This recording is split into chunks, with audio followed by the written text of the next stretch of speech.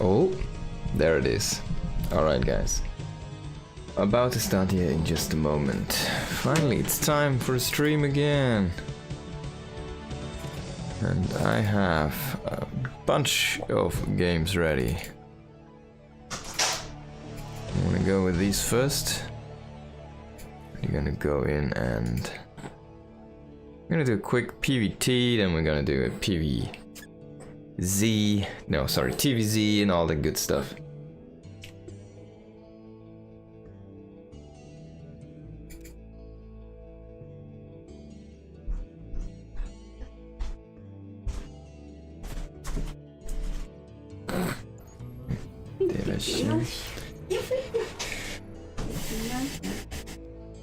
Alright, いってらっしゃい。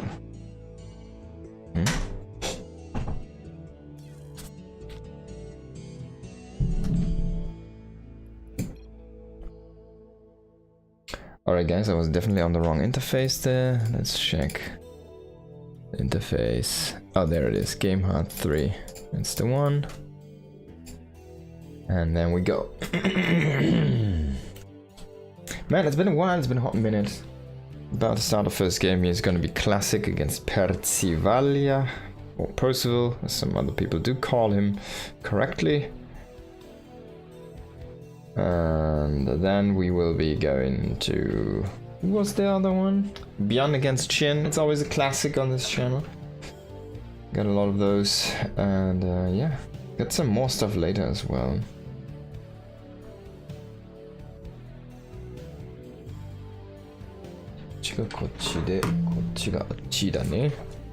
This one's this and that one's that. Oop. Why?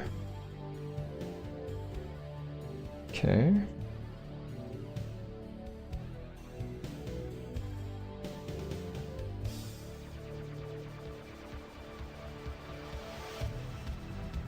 Nice.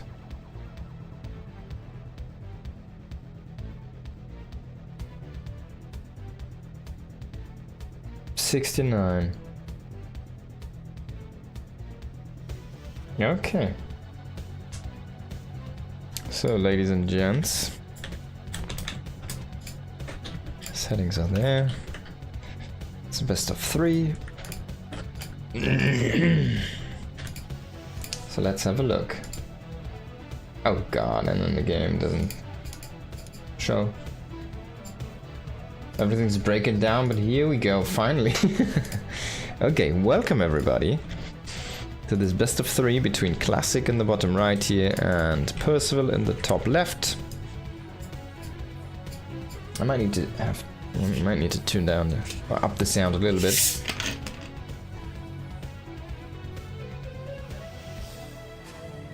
Been a while since I've done one of these, but we're back here finally with some streaming games in this month, and don't plan on going anywhere.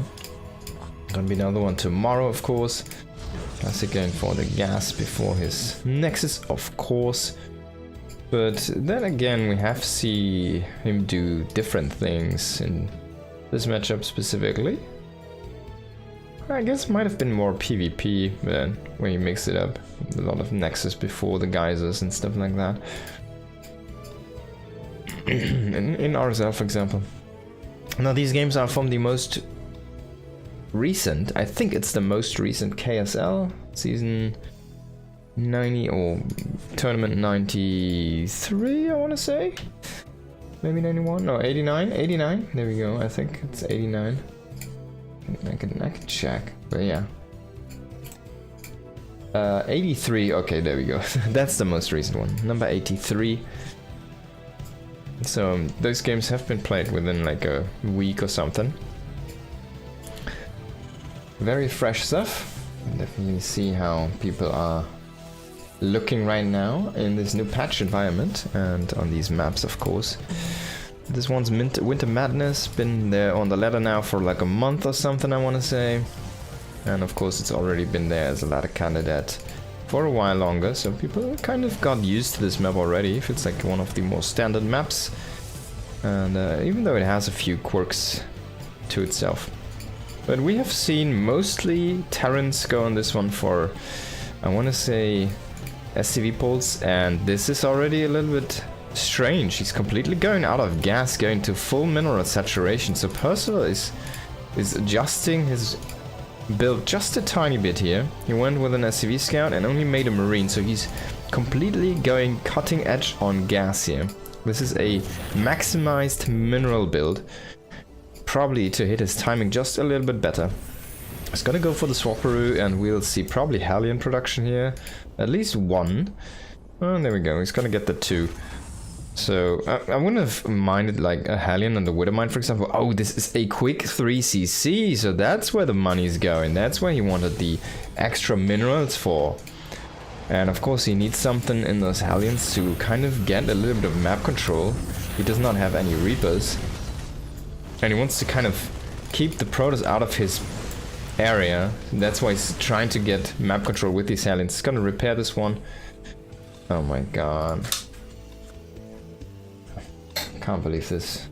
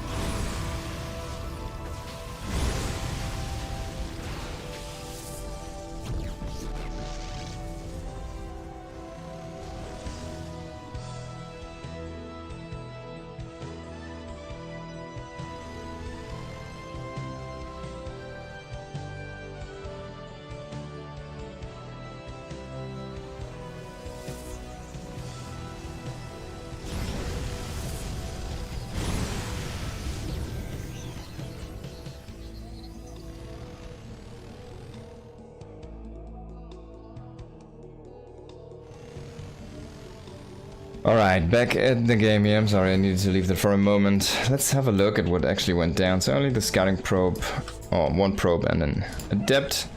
Percival didn't get much done, but he did get a good scout of everything.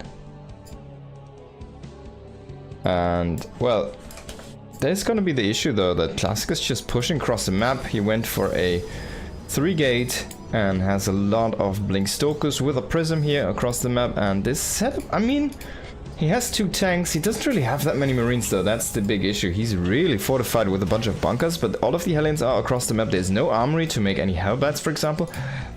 As I say, Hellbats, well, of course. Oh no, he unsieges the tank. I don't think that was the correct moment there. Maybe it might have saved the tank though, to be honest, but the starboard does get cancelled.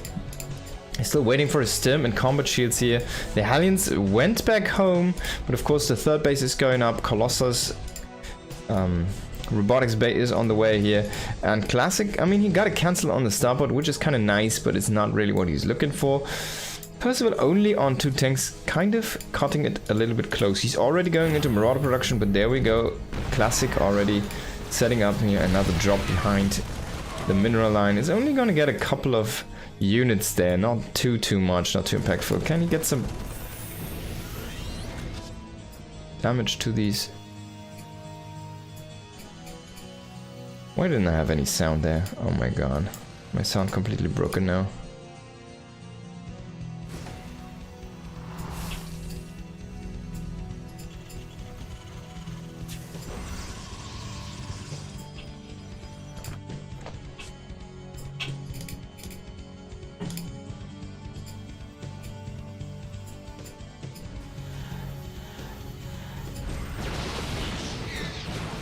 Alright, Hellion is going down.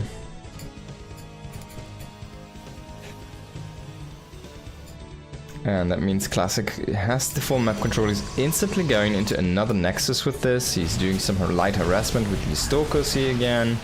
Getting 5 SCVs quite nice here. Even though tanks and Marauders were in position, 2 bunkers still fully set up here. We do see the first Widowmines join in the mix, the first Medivacs join in the mix. Concussive Shell's about to finish, and I think Percival wants to do a move out.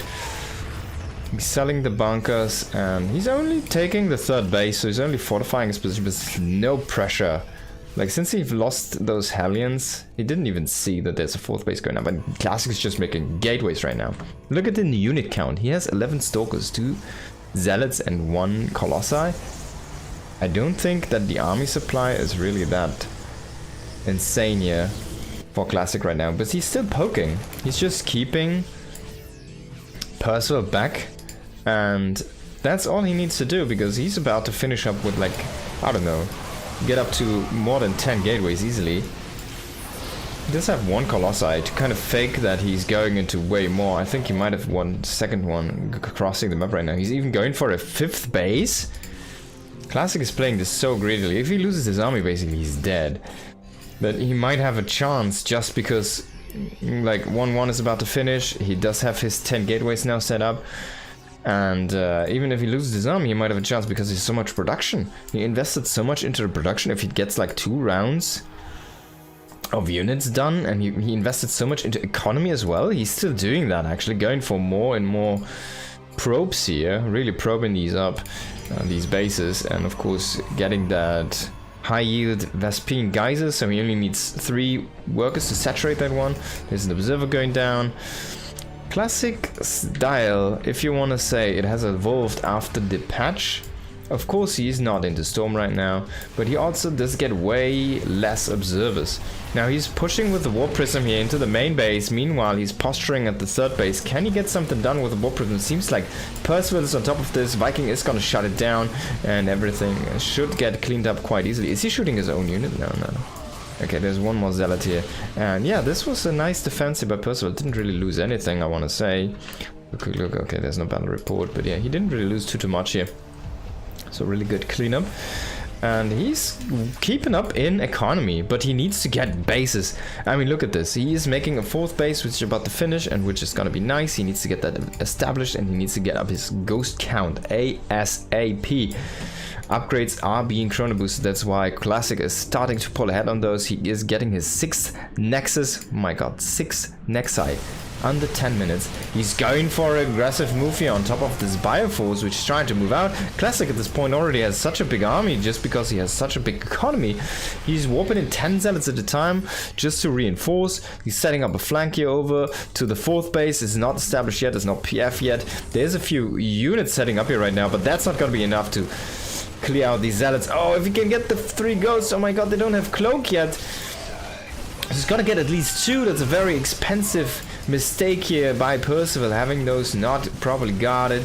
He's gonna set up the PF now. He does not have any turrets yet in the main base, and 2 Marauders are not gonna kill a Warp Prism before it's gonna warp in the Zealots. Now we also see the attack here on the 3rd base. Oh my god, that's a lot of SCVs bunched up, fighting into the Colossus, which are still shooting at the buildings, but then they get retargeted on top of the army. Can he kill the Colossi though? This would be a nice pick-off. He is still using a bunch of SCVs in the main base though, and he's not even gonna finish off this whole army here, as the Stalkers do survive. The Ghost is gonna snipe down these units. Ghost sniping mechanical is kind of funny, but yeah, Percival is falling apart here. He lost his army, he lost his economy, and he loses the game. Classic takes the first one very convincingly, I want to say. Pretty well done by him. And I did not cast for like half a year or something properly, so my voice is actually going to hurt very, very easily here. Alright, I hope I can load this map. White Rabbit, I haven't seen this one yet. It's a new one. The KSL is using a little bit of a custom map pool, which I really like. Shout out to Chicken Man and Dave Tester for setting that one up and keeping it running.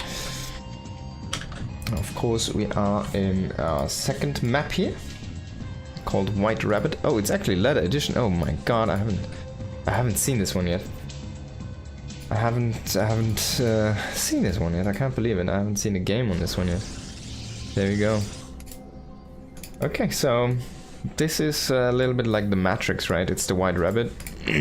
Follow the White Rabbit, I think is what they say when Neo gets the message. So yeah, he follows the White Rabbit. Well, let's have a quick look at the map. So we do have a low ground front base here, natural base. Then there's a second ramp into a third base location, a potential one. A second ramp into another potential third base location. And another ramp into. So all potential third base locations do have extra ramps. This is a weird looking base though, but there doesn't seem to be that much crazy stuff going on this map so far. There's a lot of high low ground situations here. This might be quite beneficial for Protoss, I want to say. It feels like there's a lot of flanking opportunities, and those ramps are quite wide, so maybe, yeah, I don't know, maybe he can utilize that very well to his advantage here, Classic can. And maybe like the architecture could also lend Terran to just have some insane tank positions. For example, on this ledge you can kind of cover this space, you can kind of cover this space, and you can cover the entrance over here. So you have like 3 bases covered with like 1 tank, you know, stuff like that. And the last stuff I've observed was for our RSL. We of course had not the ladder map, we had a custom map pool there as well, so quite different maps there.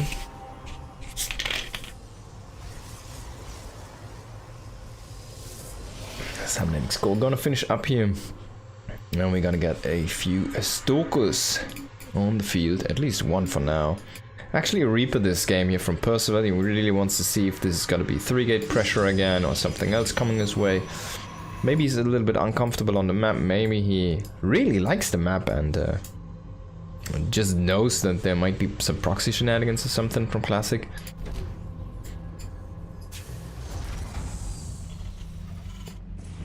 Oh, he just doesn't want to die early. Okay, so he's even making the commands on the high ground. He's kind of expecting like, hey, maybe you're doing something crazy. Maybe there's a 2-gate pressure coming into a max packs or something like that. So he went a little bit of a weird route to try and check if he can find like a proxy gateway or something stupid like that. Maybe a pylon. And then he just goes into the base. He does not see the tech, of course, since it's not deployed yet. Did he see the shield batteries? He saw both shield batteries, and that's like that's 200 minerals, so he knows that there's nothing right now. It's basically enough of a scout where you can say, okay, there's no... He saw the unit and the batteries. That means he can deduct there's just not enough money around yet to have tech building. So he should be quite safe. He also does know that there's not enough money for 2 gates at this point. Now Classic adding 2 more gates here. And after the Twilight Council, of course, gonna finish here on hot second, and then we'll see the upgrade, namely Blink, getting online here. 3-gate Blink is gonna be the name of the game for Classic again. Feels like we're kind of reverting a little bit back into the meta that Hero really thrived in, and which he really revitalized, kind of, with his style. Or maybe even reimagined. Oh, that was a great scout for that Phoenix here. So also get a good fly through on the base. And of course, Classic should not take any damage to this Widow Mine. We do see a Liberator follow-up here from Percival. Maybe he can make something happen with that one. If he would wait, for example... Oh, the probe is even gonna see this. Oh my god, Classic, why so good? He's so handsome. He's so great. Now, this is not gonna do anything. I don't think he's... Maybe he's gonna sacrifice one probe. Oh god! What?! Classic?! Oh, he underestimated it. What? He just made a big mistake. What? Why? Pull this probe back. Get to mining it. What the F? Did you see that? And he didn't even... There's 2 Widow Mines surviving with this. He's gonna go again, and this time paired up with the Liberator. That's really the start you're looking for. As a Terran, you're like, alright, baby. Here we go. And it doesn't even matter if we lose these right now. If we can get like 1 more trip of mining or something, even gets a Stalker. Does he get a Widow Mine out again? Oh, no. The Medivac is gonna fall, but he will get the Sentry, which is a nice pick off. Liberator coming in at the same time. He also killed 5 probes already here. He should focus fire on those probes, I want to say, here with the Liberator. Does not do that, but he does kill at least one of these Stalkers there and a couple of probes. So 5 probes, 2 Stalkers. When look at this, is a disaster. A Sentry. I mean, if he could have gotten the Medivac out, it would have been amazing, but this is still so much value here created for Percival. On top of that, we do not see the lost mining time. It might be here. of course, this was what's happening, and it should have been kind of a little bit like this. It went way up to here. So we will see this reflected in the close future here as well. Percival off to an amazing start. And on top of that, he kept off the pressure from himself. So he's starting to actually gain a good foothold inside of main base. He snipes the Observer with a Raven that just pops out. What a timing there. He's going for Marauder concussive shells first, so he can kind of ensnare, I want to say. He's got a slow Stalkers. He's kind of ensnaring those as they try to come in and pressure him. And now he goes for the Tech Lab, double Tech Lab setup here with the combat shields and the stim, of course. Now, if Classic moves in here, shoots at the bunker, you want to put one Marauder into the bunker. He should lose a Stalker if that gets slowed, right? Because the tank might shoot twice if he gets a connection from the Marauder as well, right? A little bit of Marine fire. Yeah, chances are good that he's gonna catch a couple Stalkers which are trying to pressure in. And I mean, of course, sniping the Observer already is like a pretty big deal here. Oh, he's gonna actually drop this probe line here because there's a shield battery on the other one. He only gets one probe though, unfortunately, but it's free damage and you're gonna get what you take, or take what you get, I guess. One forge only here this time for Classic, and he's really threatening. Oh, did he see the pickup? I think he might have seen it. They scored we're back into the game. He's got to snipe the first medic with 5 units still inside. 5 Marines do go down here, ladies and gentlemen. Classic with a really cute move here. Very well executed. Finally getting one on the board for himself. He's trying to get up the infrastructure. He has been working on 3 gates until now. It's going up to 8 gates. So we already see the differences from the last game. Last game he immediately went into a 4th base with the 3rd base. He went into 7 extra gates and not 5.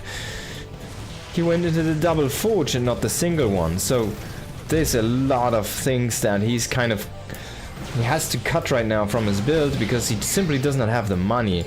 And he also needs to stay alive. He snipes another medevac. So far so good. The blink is strong here and he's utilizing to its utmost potential for now.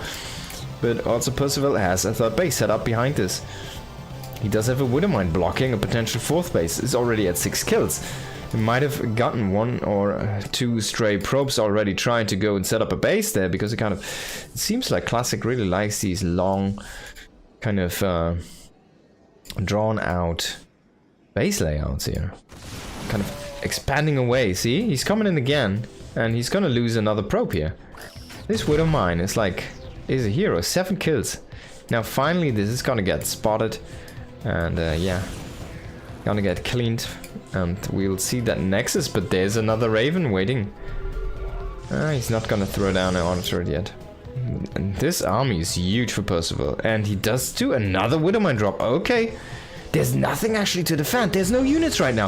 If he would go into the natural base, I mean the main base is the same. It's really clumped up. It's oversaturated. Oh, he's not utilizing it. He's kind of getting caught here right now in the middle while he's dropping an auto turret into the back. And there we go. A big woman though. Can he get some blinks? Oh my God! 23 probes. What? What? What? Oh boy! Classic completely caught down with his pants there. 23 probes. Talk about an economical hit. If Classic somehow makes a comeback on this game, it has to be ultra late game. He needs to be super defensive right now, but he also kind of needs to keep the map control, because if Percival can now just freely expand, well, what are you gonna do? How are you gonna catch up? Kind of needs to be active. He needs to keep Percival back. He needs to shave off units while not losing anything else. He might want to consider just having his Stalkers in the front, but he loses another Stalker, tries to block in, tries to get that Viking. And now he does get the Raven. That's good. And he does keep the Observer, which was almost sniped there by the Raven on that. I think it might have been an F2, but yeah. So he does get the Raven, which is quite nice. But what a massacre there on the natural base here. The Geyser, man, he has seen it all. Even this one is not working fully. It's only 1 probe inside the Geyser, so he might be gas staffed at some point here. He does have the double forge set up now at this point though, so he's trying to catch up in upgrades. And we see Percival is kind of falling a little bit apart on this department here. He is maybe a bit overexcited. He did not start his 2-2. 1-1 is finished. He does have the double engineering, but I want to say, we're gonna have a quick look. Yeah, he does have it, and he does have the armory as well. He has it done, but he didn't start the 2-2. Now he's starting 2-2. So Classic is gonna get a huge upgrade lead here in just a moment. It's gonna be at 2-1 against 1-1 for quite a while. It's not the big one, but it's a nice one, and definitely something he's really gonna be happy with, especially with his army. I mean, he's utilizing Colossi, so Colossi of course do benefit a lot from those upgrades. We do see the 4th base getting started now from Percival, and Percival actually giving Classic a lot of time to get back into the game. He felt like, alright Classic, you now have to basically all in me, but Classic never came. Nice EMP on the army, is gonna push back the whole army, but War Prism inside the main, creating some disaster. Vikings are on the sleep here. You do see the poke still in the front. He needs to be careful there. I think he might have sniped a tank or something. Maybe only a few bio units, but 19 SCVs falling here. There we go. Classic finding a way back into this game potentially. He's trying to get out with the War Prism and a few units, but he's scouted the turrets, so... Oh my god, man. Ah, the Vikings... No, the turret does get the last shot here. So, he came in a good way, but he didn't get out the good way. And Percival needs to still clean this up here. He's gonna finish off everything, but yeah, he did not really take the advantage after he created so much space for himself. He killed 24 workers, he had a really good army trade, he had 9 workers in the beginning, which was amazing. Now he's down again in worker supply. He still hasn't have the 4th base up and running, so he didn't even create the space with the momentum he had. He's falling behind on the upgrades because he didn't start them. And yeah, like Classic is really, I mean, it's more Percival allowing Classic back into the game. If you have a Beyond in that situation, he's not gonna mess that up. He's not gonna let Classic back into the game, or a Maru or a Clem, right? They're gonna double down, and Maru's gonna probably go onto the full greed. That's some nice connections actually. Oh my god, man, those disruptors here. Really good connection, and now the army is extremely low. How many disruptor balls does he have? He has 6, he fired already 5, I want to say. Maybe the 6th one is not here with this army. Now 2-2 is gonna finish and create a temporary upgrade lead here again for Percival. But Percival is really hurting right now. His army just got shaved off quite a bit, got really weak, to be honestly, and yeah. I mean, Zealot's moving in here. Widowmine a little bit out of position, does not get a connection.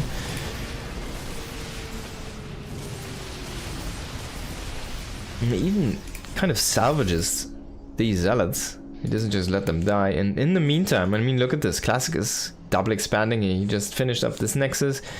He's about to finish up another Nexus, making him a 6-base Classic again. 6-base Protoss, and he's going into...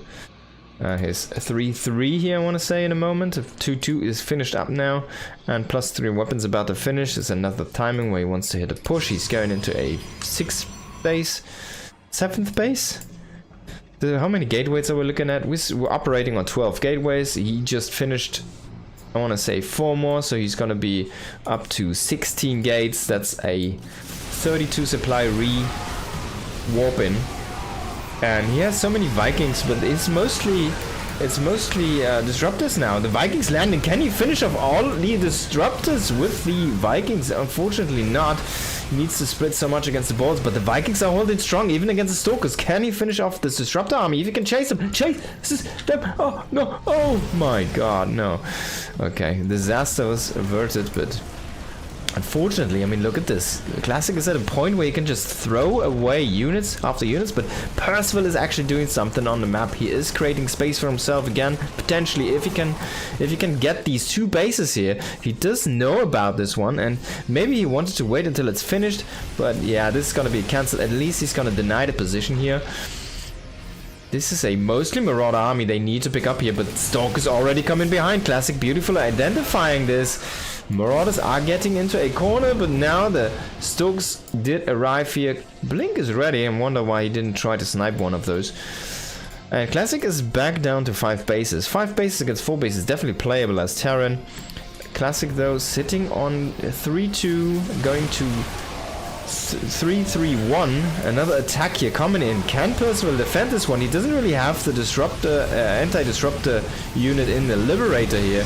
But can he still make it work with good splits? The disruptors do not one-shot anymore.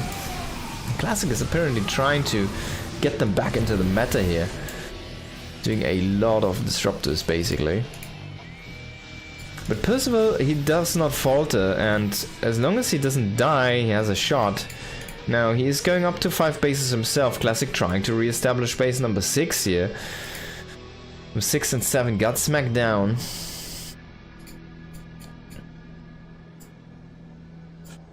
Double Colossi production here.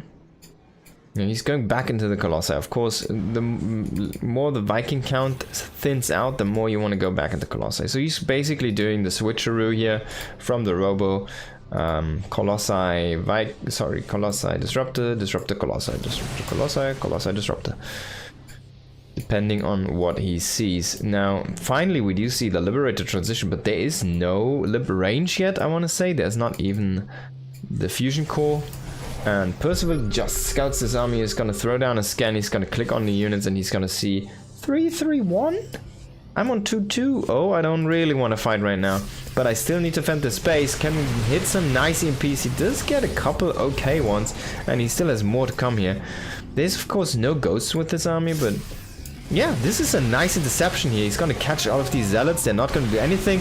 Can he defend on the other side though? Planetary is not finished yet, so even if he pulls back to the PF, it's not ready yet.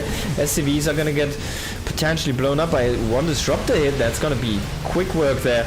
And he's not using this army on the left side. It's been completely just standing around. The PF did finish, but the army just isn't coming in here.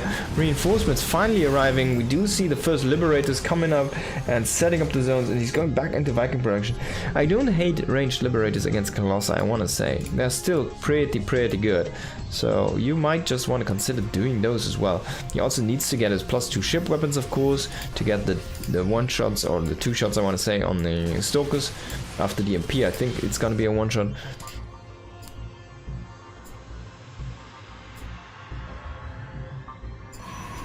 This is funny. He did not even see it. And there's 2 Stalkers. I think it might have been the other way around where the Liberator was seen. It's trying to siege up, but of course not gonna do anything here. And that's an issue here. Percival is gonna get potentially kind of mined down. He's actually getting grinded down right now. He's starting to lose on every front. He's starting to lose the fights, the executions. He does have some beautiful setups there, but they're just not working to his favor, because Classic is just a little bit too fast. He's a little bit too quick to get there, and he just engages at the right angles. And he doesn't need to be the most efficient one. As you can see, he is in an income lead here, and he just completed a couple more Nexi, so he can just move around a little bit with his probes, and then he's gonna have the income advantage again. We do see another big engagement here. Vikings are gonna snipe the Colossus quite fast, but the bio force is just so small. The force on the right is not fighting. There's so many zealots. Can the Widowmine be big? It is okay. But now we don't really have the AoE, but then again, like, even if you have 50 zealots, they're not gonna kill a full-forced fledged bio army, and they're never gonna kill Liberators. You can have as many zealots as you want. He's never gonna get any of those. Now this is like you're gonna set a tank here and a Liberator, and it's impossible to mine. But he needs to see this. Oh, he sees a probe, so he will see this movement to this. Not even this mineral patch. Oh, this is terrible. I hope he noticed this. He just spot the army, and he's gonna move down there. He's gonna check what's here. He sees the base. His heart is gonna sink for a moment, because he's like, wait, what? So he does EMP the Nexus, so no recall available. I like the choice. He's not gonna get surprised by a bunch of zealots just showing up. Vikings are gonna come in here, gonna snipe the Colossi. But this is a mostly zealot army again. He needs something against those zealots. He needs to land the Vikings. The bio is getting pushed back. Sentry's trying to kill the planetary. I don't think that's a fight you can win there, Sentry, but this army is just getting thinned out so much. The bio is not there. It's trying to, like, the remainders of the bio on the right are trying to rotate for offensive maneuvers here, but the zealots are not gonna stop. And it doesn't seem like Percival is mustering enough of a force to really create some space for himself. He does not have the Liberator set up for the ramp to block that. He does not have them set up on the planetary. The Vikings just got killed out of the sky. Zealot reinforcement here on that Nexus to push back the remainders of the bio on the right side. So only a bunch of mineral miners do fall here, namely probes.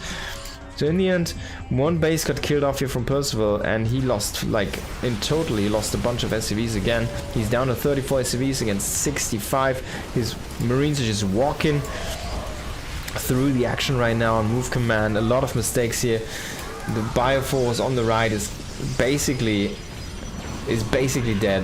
It's gonna get sniped by these remainder Stalkers here, I want to say. And yeah, even though he does survive technically in the main, like, this next push is gonna be too much here. We see 44 armor supply to 125. He has really nothing left. He's out of money. He doesn't have any more. He's thrown down a Mule Hammer. Can he get enough income in time? I don't think he does. He just got outproduced. 60 gateways and 2 robots was a little bit too much here with the income advantage. Classic was driving for the last 10 minutes here, basically.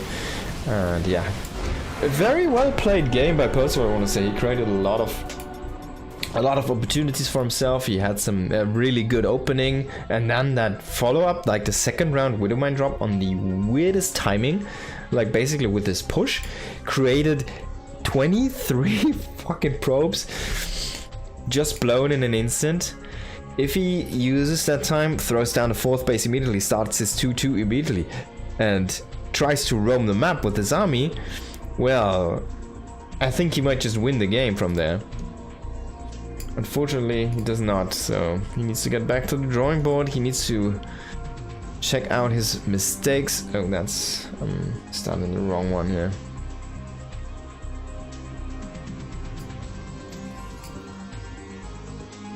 So, yeah. Very well played though, by Percival, I want to say. Making a lot of progress.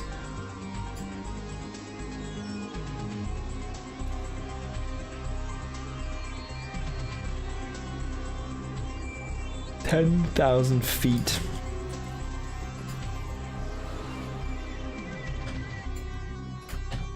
Alright, now we're gonna go into a TVZ, of course. It's gonna be another best of 3. As promised and foretold, Bian in the bottom right and Shin in the top left. Let's have a quick look at the map here. As this is one of the new maps in the ladder pool, 10,000 feet. You can see like a little bit weird space in the main base. Then you have the natural with these mineable minerals to a potential 3rd base down here, which does prevent entry with like a vision blocking and a timed dying out overmind structure. And then you also have the other 3rd base over here, or basically over here, kind of which you want to take. This one might be closer actually. It's a little bit of a weird base setup because those feel really, I mean, those are insanely close, right? Look at how close they are. You can see 3 bases in one picture here on the observer mode. That's how close they are. And then you have the corner bases, of course. And, well, this map looks really open.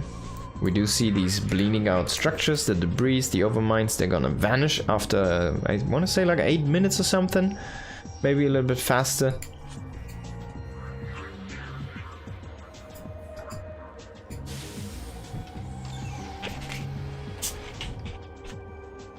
And we'll have to wait and see how this is gonna play out here. Honestly, on first glance, this looks a little bit like a favorable map for Zerg, in my opinion. But we'll have to wait and see. I mean, there's no ramp into your natural base. There's a lot of kind of open ground and even ground.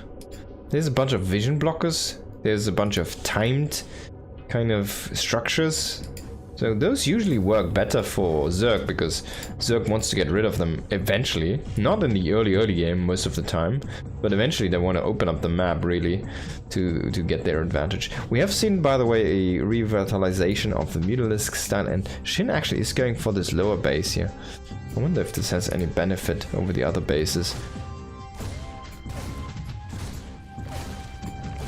I guess what's kind of interesting is in this map, you kind of have 3 options as a third base location.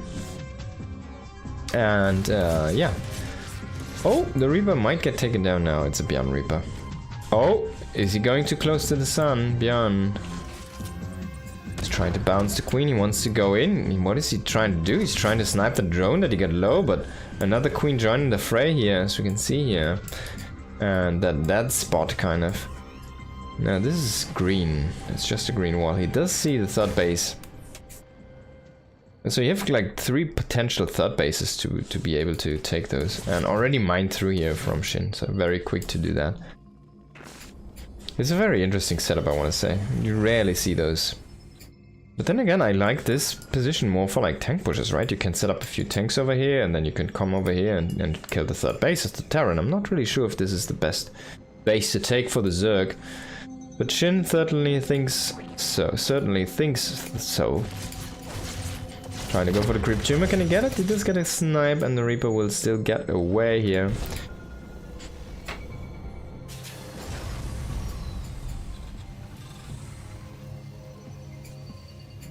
Now Banshee production here. Hellion Banshee 3cc, of course. The holy grail for Terran in this matchup.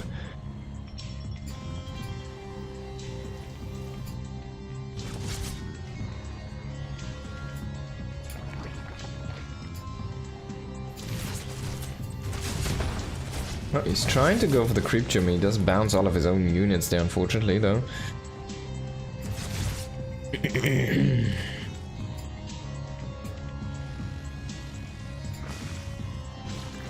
Shin going for a very late speed here.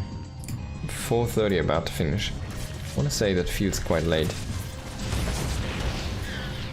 He does get 1 Hellion, which is always nice. You never really want to lose the Hellions as the Terran player. They feel like a investment you kind of want to keep around for either a dive in with all of them or a Hellbat push eventually. Or not really like a Hellbat push, but to complement your push with Hellbats to make it a little bit more beefy.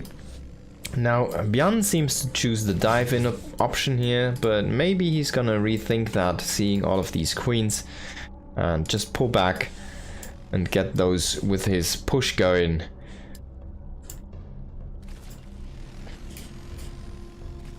Which is mustering up for, of course. Getting that double engineering bay on the way. Just getting a couple extra barracks. Utilizing a lot of space in the natural base. They're kind of cool to see. Bjarn has always been a little bit funky with the way he puts his buildings and how he places his structures. And most of the time advantages for him. I wonder why Shin didn't mine out all of these. He kind of wants to open the full picture over here, because this could bite him in the back. And he's actually using this as a lair as well. So if Bjarn sees this, this is going to be a prime target. Double Banshee going to the north here. I'm gonna try to deny this hatchery or get a couple of drones. Did he get cloak? No, we don't have any cloak. We don't have any speed, so Banshees are just trying to brute force a little bit. See what they can do. Bjarn is a marine guy. He loves his marines. He's making more marines. He's sitting on 5 barracks. Are we gonna see the extra barracks? Oh, the armory actually is on the 3rd base location here. Hellions still roaming here. Are gonna start to hit this hatchery. Of course, he can go there with the Hellions. He's gonna finish off a queen, maybe. Yeah, I think that's gonna fall. It's a nice kill. The surround on the Hellions is nice, so all of them do get denied here. He does get 4 probes, but he loses the full Hellion force, and he didn't cancel this base. He didn't even put much damage on this. And now he's kind of under pressure because he uses Hellions a little bit offensively, I want to say. We do see his marines though in position here, tank in position ready to pounce.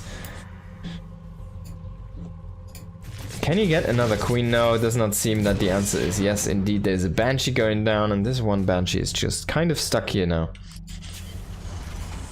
Extra factory coming online here for Bjarn. He's kind of making a funny wall. I mean, look at this. This is so cute, right?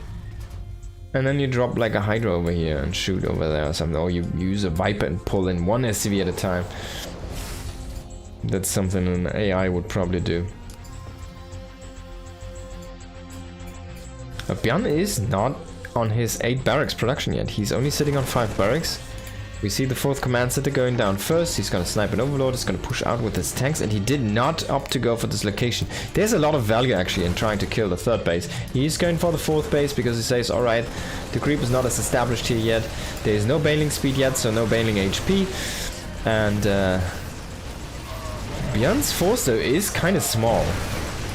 He does not have the hugest army, and we do already see a good amount of Hydras here ready to pounce on the tanks. Can Bjorn make this happen though? Baneling speed is about to finish, but no Banes. Shin is out of Banes, ladies and gentlemen. He needs to make some more Banelings. He's creating a bunch of links right now. He does not want to invest into Banelings as of yet, because he kind of needs the links to buffer for the Hydras. Bjorn is pushing in. Can he snipe a base here? He's gonna snipe a queen there. Queen's gonna get stuck on those Morphin Banelings in the way. Now Shin coming in from the left side as well with a flank. A bunch of Hydras in the north, but it feels like the tanks are just already gone. A couple of Banes trying to run in here, but I mean, like the tanking force of Shin is gone, and the tanks in the back from Bjorn are just wreaking havoc here. Only 3 Hydras remain in the north, 2 on the left side. This army is getting so thin for Shin. Another tank joining the fray here, maybe a little bit ambitious there in the positioning, but still he does get it up. 1 Marine is all that's needed to keep this force alive, and Bjorn does get the W in this one beautifully executed push here. Just a little bit too fast of a timing for Shin to stop, so well done by Bjorn. Just managed to grab the win there. And we go into Winter Madness. Seems like 1,000, 10,000 feet is a little bit of a too close map for Terrans. So they get a good advantage there. And Zerg seems to struggle. Alrighty.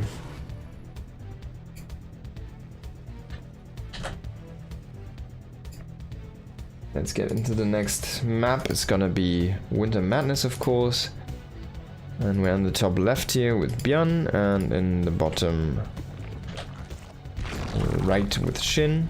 Of course, Bjorn is up 1-0 here. And it's best of 3 set.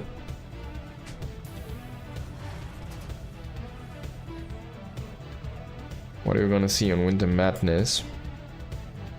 As I said earlier in the other series, this is a map where a lot of players feel very comfortable on, it seems like. It's one of the most standard maps from this current ladder pool. And you see a spawning pool first here from Shin. So I might go for a very fast 3 base setup with delayed queens.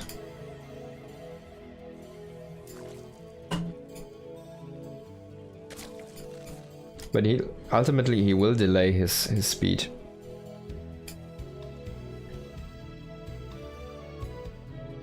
What does he mean by delayed queens? Well, basically what you do is you get your spawning pool first, you get your first queen out quite fast, but the second queen is going to be delayed quite a bit, so you use that money, because you don't have the production facility, you use that money to set up a 3rd base. He's starting the first queen, and he's actually going into Geyser, so this might just be a safety precaution here. Not gonna do that crazy mineral heavy gasless opening. Command center here on location, of course, for Bjorn.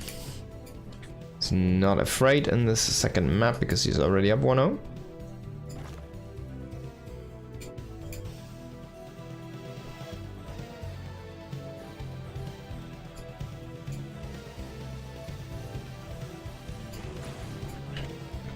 And the Reaper is gonna start his journey across the map.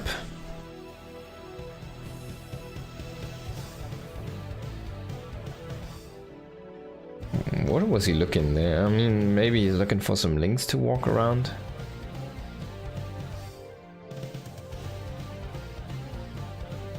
We did not see any links being made, so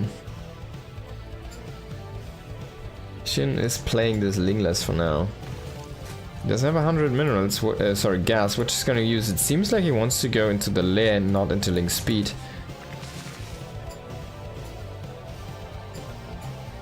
Oh, he's not using the gas. So he gets the base first. He's still sits on the gas. He just gathers it and then he sits on it for a long time. I mean, he still hasn't... There we go, okay. So he's starting speed here. That was quite a bit later than I thought. He starts at 3 minutes. That's a really late speed. When is this gonna finish? Ah, it's actually, yeah, it's about like 4 something again.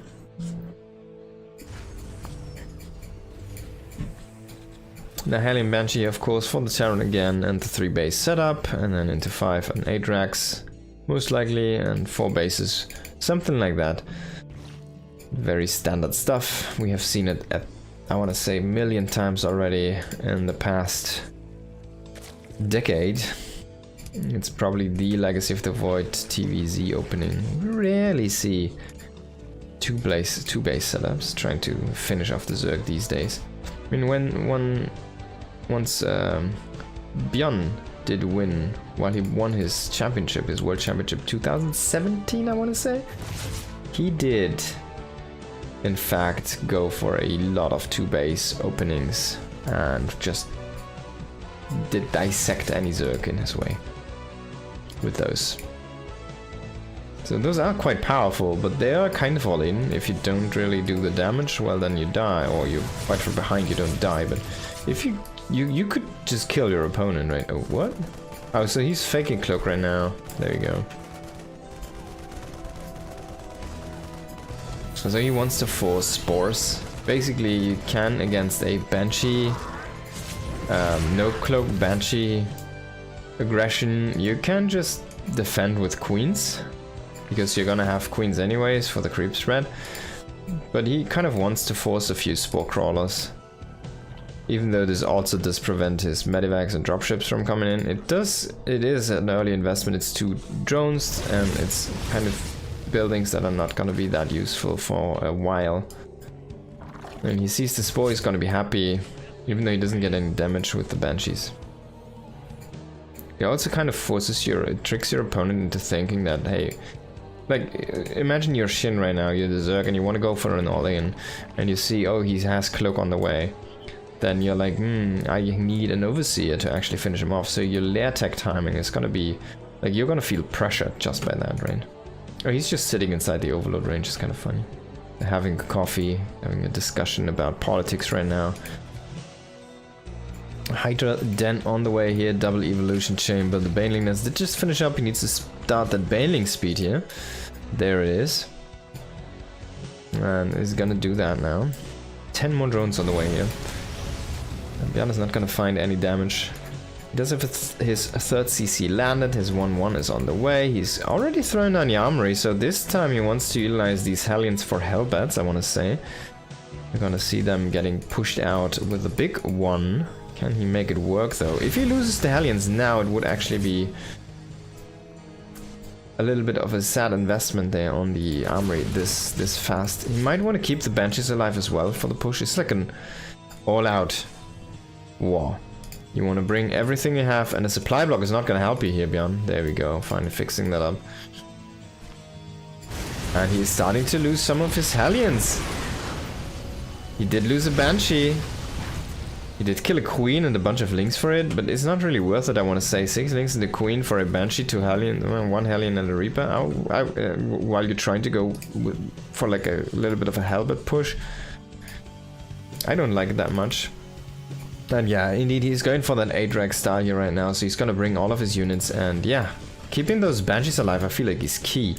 If you have 2 above your army, above your tanks, they're just gonna be so safe from any Zerglings trying to come in, or even they're gonna be helpful against picking off some Banelings. And he's hunting for these Zerglings, but I'm not sure if he's gonna be the hunter or the prey, as we see the surround happening on one of the Hellions. So another Hellbat less for this push here. He's going into his +1 damage for the siege weapons. And there we see only 3 Hellbats. Imagine it would have been 6 against 1 Queen and 8 Links more. I think I want to see the 3 more Hellbats, honestly. I'm not sure. And the 1 Banshee. The Banshee's actually not coming with this push, so Jan is already kind of discarding his ideas here. And as you can see, he's keeping the Hellbats with the tank to try and keep them safe from a Ling. It's like a Ling protection, you know. But there's already Baneling speed finished. There's such a big army here for Shin. I don't know what... Bjorn has actually a big army supply, but this is not all of his army. He has half of the army at the front, half is coming from the back right now, but Shin is setting up for the surround. He's ready to pounce, and he's starting to come in here. Tanks need to be focused on the Banelings. He's trying to kill the Banes in the north to create an out for his units there. But this tank setting up, I feel like the reinforcements... Oh my god, he's even shooting the ice. That's not the one you want to shoot. The Medivacs under pressure here. Only Marines surviving, not enough tanks. The Banshee's coming back.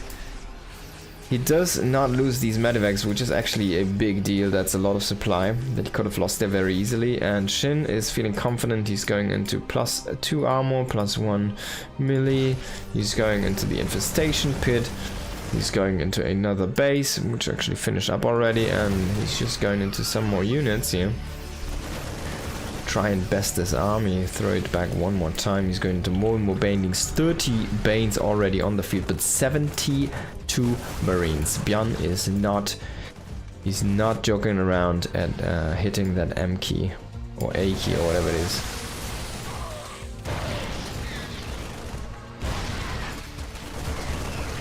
That small Ling counterattack is not going to do anything. A few Banelings might have been even a better choice there. Banshee does find the last Ling remainders on the side. But this position is not really creating anything here for Bjorn. He still has these units loaded up inside the Medivac. He just got a half connection there on his Marines. Finally he's going to drop those out. But yeah, as I said, this position is not doing anything for himself. I mean, he's not pressuring a base. He's not even pressuring creep. He's only holding a position in the center, which means should allow him to reinforce, but actually, as we can see here, Shin is even already on top of that. And yeah, it's just breaking through here, killing of some reinforcements. Now, Bjorn is starting to abandon this position in the middle, and this could be a moment to pounce. Shin, though, is just waiting for his hive to finish up. He's gonna go into some Vipers, he's gonna go into some Blinding Clouds, and he's gonna mess with Bjorn big time. Because I don't think you can survive Vipers if you only make 92 Marines and 3 tanks. I don't think you're gonna be able to maneuver through all of those Blinding. Oh, Marines getting stuck here. That's a big portion of the army. One tank is sieging up in a nice position, but this Marine force is kind of pincered here. Now Bjorn also with a big ball of Marines on the right side here. He does get a base, he does get a bunch of... It doesn't even get workers, but he does get a bunch of queens, I want to say. He does get a bunch of units as well. And oh, can he get into the main base potentially here? He does need to fly away from the Hydras. He does find a spot to unload, but these Marines, they're basically like, they're living on credit right now. And credit's about to run out, as well as for these Medivacs. Oh my god, they kind of managed to get away there. Oh, if he could have sniped the infestation pit as well, would have been nice. He does deny +2 attack on melee, which is quite good actually. We do see the first 3 Vipers on the way here. Shin is re-establishing his bases here on the right side and one new one on the left side. And he's actually getting another evolution chamber into the main base here. This infestation pit, man, if that would have died. Maybe Bjorn can make it happen. Still there, but Shin is already on top of things there. Now Bjorn is trying to brute force his way in here. He's on 72 Marines only right now, on 70 SCVs, on 4 tanks. It's just tank, Marine, go, go, go. I have 14 Medivacs, that's enough. He says the tanks might not be enough. Oh my god, that Marine force there on the left side really shredding down the Bane train, trying to come in there, but the Bane train was not the Pain train. It did not actually connect with their targets there. Can Bjorn shut down the right side again here? And now finally the Blinding Clouds coming in here. Tanks completely useless. Utter madness there. And the Marines are trying to stand strong, but in the end they even get a connection on top of themselves and completely wiped here in the middle. Nothing left there in the center. 3-3 was not completed yet. Bjorn coming again here for the infestation pit. He will be able to clear it if he clicks on it. It's an easy kill. It's an easy kill, I said. Come on, you effing He even has a couple Marines on strike right now in the north. Can he please kill that frickin' building? I can't believe that this is gonna survive another day. Oh my god, it's actually gonna survive. That's the most luckiest infestation pit I've ever seen in my life. Now Bjorn is gonna try to redrop you on the low ground while he sets up another force on the left base. Can he get the Viper snipes? Unfortunately he does not. And that's all you kinda need. Parasitic bombs, blinding clouds, completely gonna deny the tank marine style here. And yeah. I mean, Shin is just pushing Bjorn back on every front. Bjorn's reinforcements are just not producing fast enough. His army's not trading well enough. Can he still make this stand happen? Not without any medivacs. A tank's joining the fray here, but that's even not gonna siege up here. Trying to move back, and Shin is just pressing forward. Single banelings and links running in to tank the fire there, and finally Hydra dash is completed. He's gonna lunge forward there, as we say in France, and then he just pushes Bjorn back all the way to his base. Bjorn has 4 bases. He did set up another base, and he only has orbitals, so he does have a 4 quadruple mule setup, which is nice for him. But he needs to even float this one out. Like, he is floating the main base over here. He should float the natural over there as well. He's completely out of money right now. As I say that he has a high 800 minerals, but he kind of want to even have reactors at this point on these barracks. But he's just non-stop producing. In the end though, he's actually making another command center. That's kind of crazy.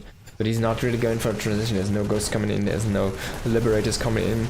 There's nothing on the horizon to really bolster his army. Oh, Widow Mines. Actually, he does do a tiny bit of a transition, but there's no upgrades for the Widow Mines. They don't have any armor. They don't have any drilling claws. And there's no tech lab anymore on the factory, so he's gonna set up the Marauder concussive, so he will go into more Marauder heavy style. Oh, that medevac is gonna barely get away, but wherever he goes, there's already defense. He could snipe the infestation pit, which, by the way, also did not get transfused. Oh my god, he's like defending with the drone and the queen. So the infestation pit is safe. Ladies and gentlemen, it's safe.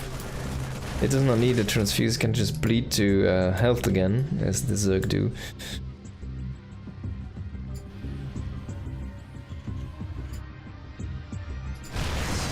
Shin finally coming with an attack here. Vipers are throwing down blinding clouds on the tanks.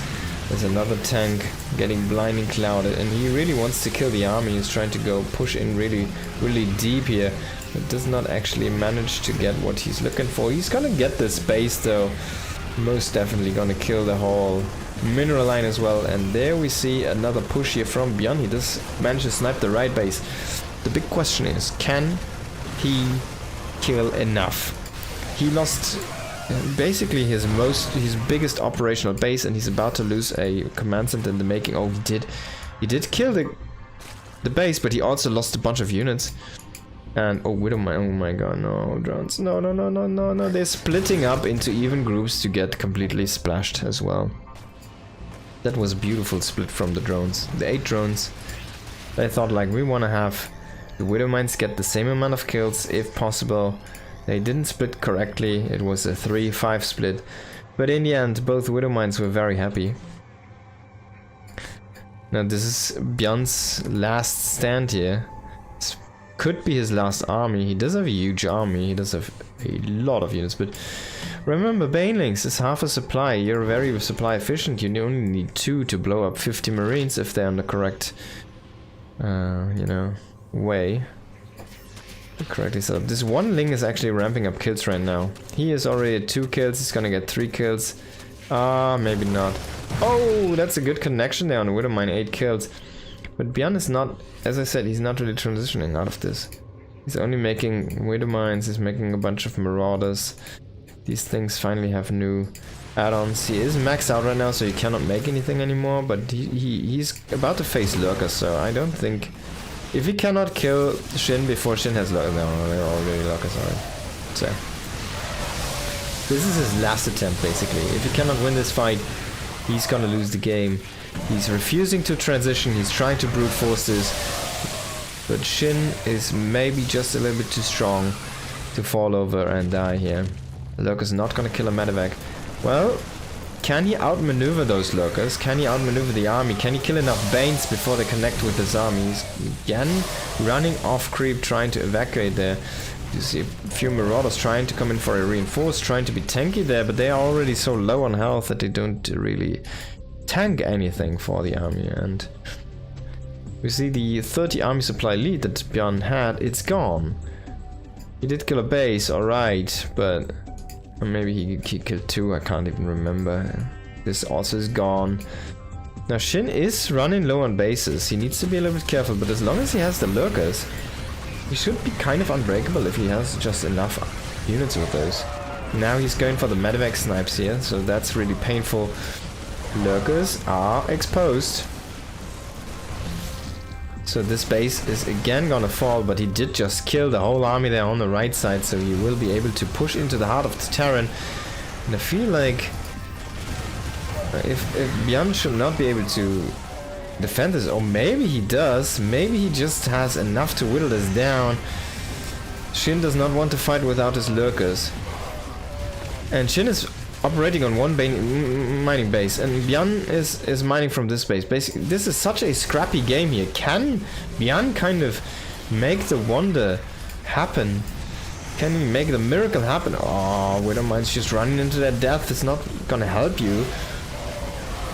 He might be able to clear out this base, but at what cost? Oh, actually, he does have a big group of units coming there from the south, but we also see the reinforcement stream coming in. It's only links, though. There's not going to be enough here for Shin. But sometimes all you need is just 2 Banes. 2 Banes to win a game. Sometimes that's all you need. Now, Shin is already long. He's like long distance mining from here. He still has more workers. And he did set up this base, so he does have 2 bases mining right now. They're not fully operational, as you see. This is a 14 max, and it's about to run even drier here. On 2 more patches, so this is about to be half base. He does have like 80 minerals over here, but yeah, he's long distance mining, and this is a fresh base. Now he needs to defend this base.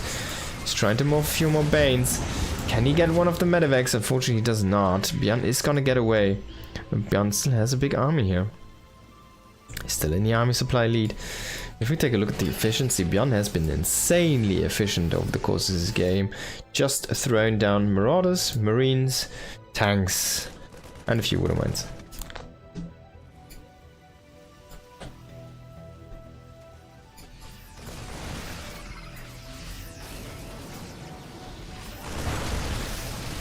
Blinding Cloud here on the tank. Of course, the tank's not abductable anymore.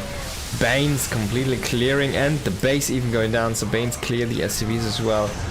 Bjorn is trying to evacuate into his main base, make a stand on that high ground over there, but he will lose the bases over on the left side, and those are his big mining bases. It's basically all of his...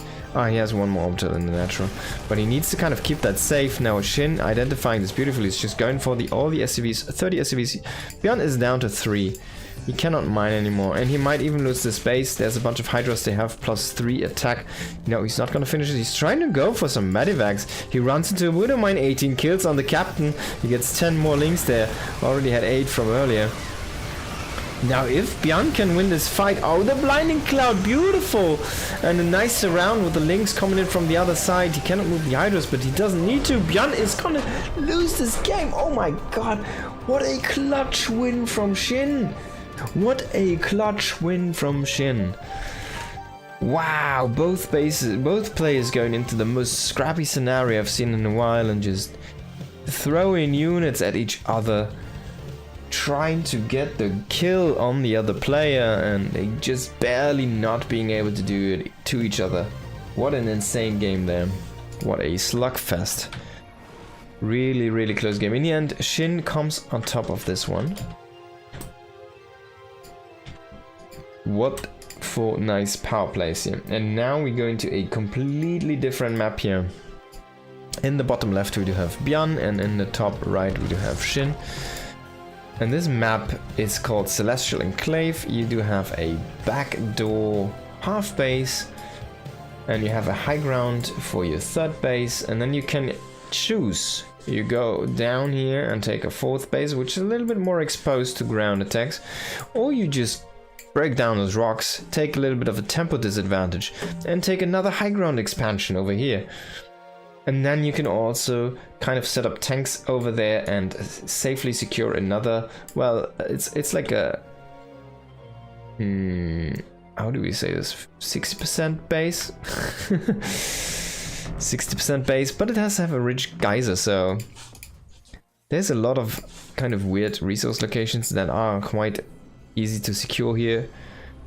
But if you reach down to the bottom right and you go all the way into the bottom right, you get another kind of double ramp location to yourself, ready to set up there.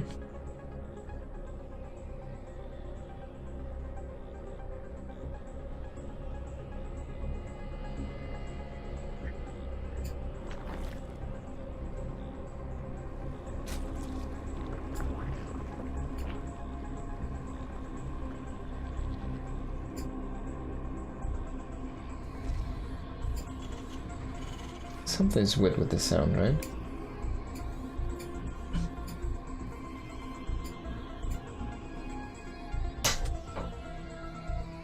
It might just be my cord. I hope the sound is going in nicely for everybody else. I might need to buy a new cord for my headphones. Seems like they're kind of, it's starting to break down after about to be 10 years. Another aux cable.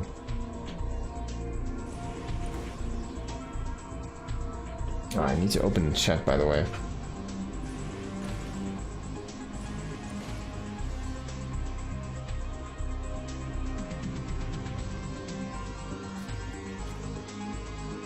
A few bots. Obviously, I saw Beyond was super dead. Yes, I think so. And GGMW, good to see you here again.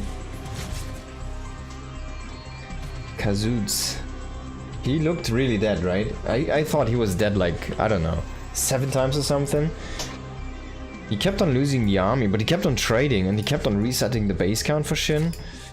And he kind of shaved off enough. He traded just efficient enough and killed enough economy at the same time that he kind of stayed in the game until basically Shin was also almost dead. That was a crazy game. But yeah, we see this map really playing into the favor of the Terran players here. In a very unique way. You have the 3cc setup anyway, so why not just make it in the back where it can already start mining immediately. So you do instantly profit here as the Terrans.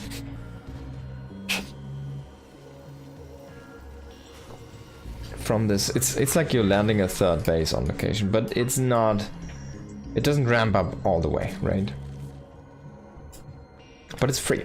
You don't need to defend this in any way, other than maybe a turret or something. And you can basically defend this with like 3 units. Make a wall over here as well.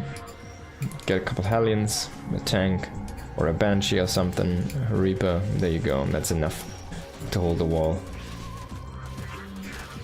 Shin already working on this kind of rock here, the blockade it's called. Of course, there's a nice position that Terrans can abuse over here where they can kind of pressure the back base, which Shin also took, by the way. And they can also stage a push here into the natural base. He does lose the Reaper there, by the way, Beyond does.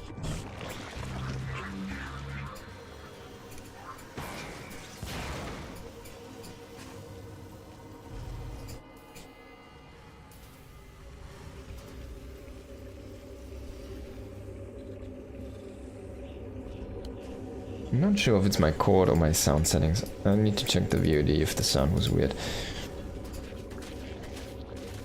But I'm having sound bugs in different games as well recently, so I'm not sure. I did try to reinstall the sound drivers and anything. Maybe it broke it even more. Being last common online, yeah. It seems like the most recent OBS updates really have messed with my PC. Not sure why. Marine going aggressive against this creep tumor here. That's a funny interaction I haven't really seen in a while. One Marine moving out on its own. It's gonna get a creep tumor and walk back to the base to safety with his friends here. Bjorn going immediately into 5 breaks here very fast. Even before saturating the 3rd base, which is only a half base, reminder. And Shin is also going for a very quick 4th base. So we haven't really been talking about this as much from the Zerg perspective. But a back base usually does not do much for you. Unless... Let's go out on a limb. You want to have a macro hatch anyways. You're gonna play a extremely Ling heavy. Ling Bane only style. Then, having that on a actual base just operates like the Terran. You want to have a macro hatchery anyways, so you get extra income. And then you can just boost your tech timing by that. He's going into the Hydras now though. So maybe I'm not getting all the stuff all the thoughts out of it I'm trying to put in, but yeah. You know, Shin was kind of waiting for Bjorn to open the door. Oh my god, the Marine's on the outside, a nice Bane connection. Oh, is Shin just gonna kill him? Bjorn moved out, he did not re-wall on the other side. And he opened up the bricks. Now Shin is gonna get 9 SCVs, he's gonna get like 10 Marines, 12 Marines even. And for what? He's trading mostly evenly. Man, that's never a good sign. Because he is just, and yeah, the 9 SCVs of course, he's just mining more. And he's even gonna explode in his economy in a very small matter of time here. He's creating so much space on the map right now, there's so much active creep around the map here, growing out. He's even taking another base with this, he's saying like, alright, that was good. Let's take another base. 2-2 upgrades on the way though, that's the only saving grace here for Bjorn. There's only a 1 carapace, kind of trying to keep up with that here for Shin. And if Bjorn can find a good position, maybe, but he's so deep on creep here right now. He's just starting to clear out the creep, which he's doing nicely, but Shin already trying to come in here to re-establish the creep. Is he gonna get hit with a big Widowmine shot? Does not seem that's the case here. We do see... Oh, that's a big Widowmine hit though! And no more Banes. Did Shin just mess this up? The Taselobe. Oh, he's even losing some drones here. Did Shin just mess this up? He should have enough Queens, he should have enough Hydras. He does have the Banes about to finish. And Bjorn is miscontrolling for some reason. I'm not sure what he was clicking there. He is reinforcing right now. He's killing some more creep. Can he overwhelm? I don't think he can. There should be enough reinforcements here for Shin already out on the field. And the creep is not gone yet. The creep on the other side was re-established. Well done here by Shin. I think that's a very big move. If he does not get that re-established on the right, then Bjorn can just go there now. Like, he could have went there and tried to push from that bottleneck position again. Shin is gonna run into this army here with the Lings. And he will still get his Lings out of there until he hits the Widowmine, which is gonna kill half of them. That's 5 down the drain. And Shin going into an infestation pit. If Shin does not get a good engagement soon or a good fight soon, this might be a difficult position again. But this could be the fight he was looking for. Bjorn just running into the open arms there of Shin's Banes, and of course embracing the green goo there. Now, can he snipe down the Banes? Yeah. Oh, that's some big Widowmine connections. I can't believe this 30 kill on one of those mines there. The other one, no doubt, about the same amount here. But it's in the end not enough to hold his ground. He does not keep a position. He does not have drilling claws. He's only going into more barracks right now. And more barracks production. Marauders coming into the fray here. Widowmine's trying to set up again, but he's a little bit slow about it this time. He does not get a fortified position or setup for the mines here. These on the high ground are just waiting for their moment. Ah, that's a good split. I mean, he still loses a few more units than he should have, but it's good enough. And behind this, I mean, Bjorn in the end was not able to pressure any of the bases. He was not able to kill a bunch of drones. He was not able to do what he was able to do last time when he went and traded army for a base, basically, and still remained like in the army trades. Still had some good trading. Now Shin is gonna be the one that's gonna cancel the base here. This is gonna be definitely gonna go down. Is Bjorn even gonna cancel this? A baneling flank from the left is gonna kill so many marines here. Did Bjorn just completely mess up this engagement? Beautiful escape there on the left side there with the SCVs. I really love the move there, going through the mineral only path as it was intended. But the quadruple drop here, it just came back home. It needs to unload. There was so much army tied up in the loaded up inside the medivacs here. Can that Widowmine burrow behind the marines here? I don't think it can, and Bjorn is completely getting pushed back here. Did he lose the command center? I can't believe he did lose the natural base, so that's a big blow actually. He did lose the natural base. If he cannot win with his army, I'm seeing black for you, as we say in Germany. I mean, Shin is just gonna take the third base and do that over there, but he should probably lift this one and float it over here, because there's so many SCVs around here. Actually, he doesn't have that many. 87 drones here. Shin on a abysmal economy here. This base is gonna get cancelled, and the drone is gonna get killed. He's trying to shoot down those Banes. He's getting some of them. And Shin does not really get the good engagement he's looking for. The Marines running into the main base actually. Getting picked up, but the medevac does get sniped down here as well. Now the big ball of bio is committing on top of the creep. It's not as spread as it was before, so Shin has an opportunity to pounce on this one. Can he get the engage he's looking for? He's shaving off more and more units, and that was a good connection on the Bane. One more might have just been enough to do the trick. Is not gonna get lucky there, unfortunately, here. But in the end, it's only 11 drones falling. And he's still sitting on 77. He does not get the big economy resets like he did last time. And I feel like he's just falling more and more behind. If we take a look at the income bunch, it's way bigger than it was last game. And yeah, Bjorn never got back to make extra SCVs. He never got back to float out another command center. He never got back to make another command center. So he's running on borrowed time right now. He's trying to make this work. 3-3. Did just finish up. Can he find a good position for his bio to be efficient enough? But Lurk is already on the field here, pushing back the main force, I want to say, even though it's smaller than the harassment in the north. Now, can Bjorn even find a way inside? These medevacs are really hurt. He's even kind of pushing the medevac into a difficult position there. Spore coming in here to try and flank. The Spore flank, of course. We've seen it all. Bjorn's base has even opened up. He didn't never re-wall.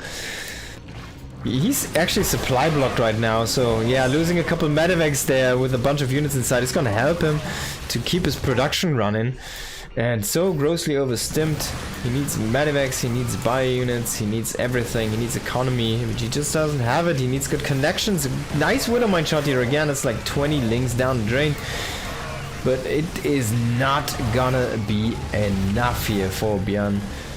And Shin is not blindly following Bjorn into those small corridors. He's just gonna go ahead and cancel this fourth base attempt here from Bjorn. He's not gonna go into the bottleneck. So, well done here by Shin. He's playing this quite cautiously. And what he didn't try to go out for another base, but he has enough. Like, he still has enough to mine. If we look at the bases, they're not mined out yet. There's still 300 even on these patches there. So he still has a lot to mine. He tried to take this base a few times. He messes up with the links again. He's not gonna get that cleared. But in the end, like, he's now starting to establish a few more bases, but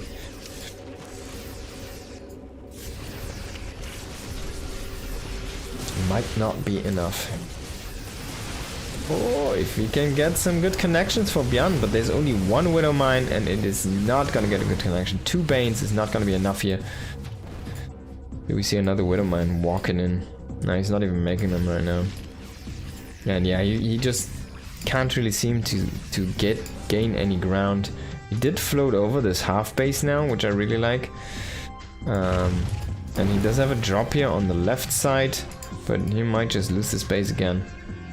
Like, keeping one mineral patch or the geyser active here actually is really beautifully I want to say it's a very smart move, so you can always evacuate through the mineral path with the workers. Oh, he's trying to drop the lurker army. He's trying to come in for a flank. Can he completely dismantle this group of Zerg units? He does kill a bunch of them, but then the scan runs out, and even the lurker does survive. The lurker is traded efficiently enough here, I want to say.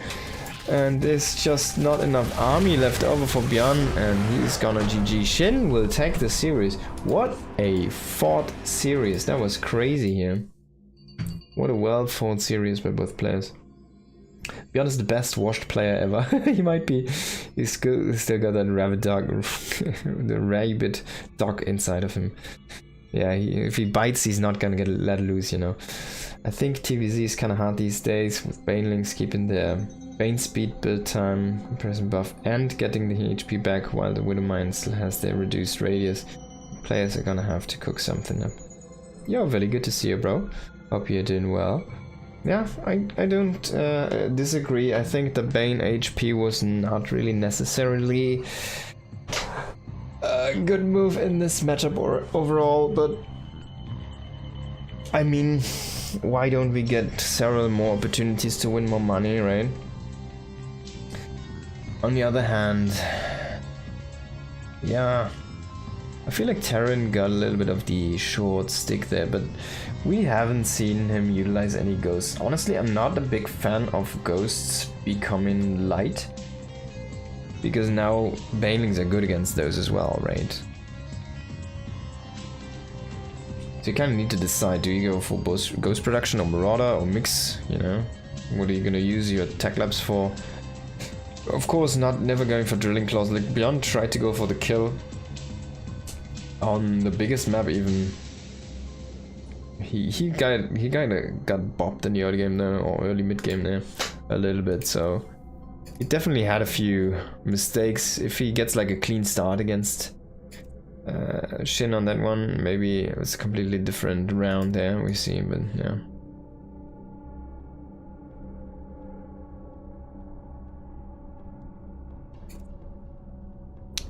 Okay, so I'm gonna go into a PVT, and this is gonna be interesting. It's gonna be a blast from the past. A blast from the past. Because it's gonna be a Terran who is called Taeja. Taeja. In a best of 3 against Classic. Let's see how good he is. He has been playing a bunch of Evo. In the top left, Classic. In the bottom right, it is Taeja. On Ruby Rock, our first map here on this best of 3 series. This is also from the KSL, so he's been starting to play some of the other tournaments, it seems, where he's just playing StarCraft as well. But he's mostly playing SCE, StarCraft Evolution League. But this guy still is pretty good. I mean, he was really, really good. He won a bunch of stuff, right? So if you remember, a few DreamHacks, a few WCS stuff. He won some. He won some.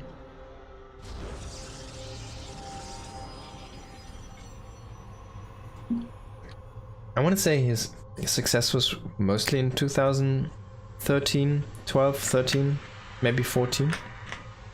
So, Heart of the Swarm, right? Like late wings, early hots, completely hots, I want to say. Fully hots. And 16 was Legacy, right? So, his peak was during a different era of the game.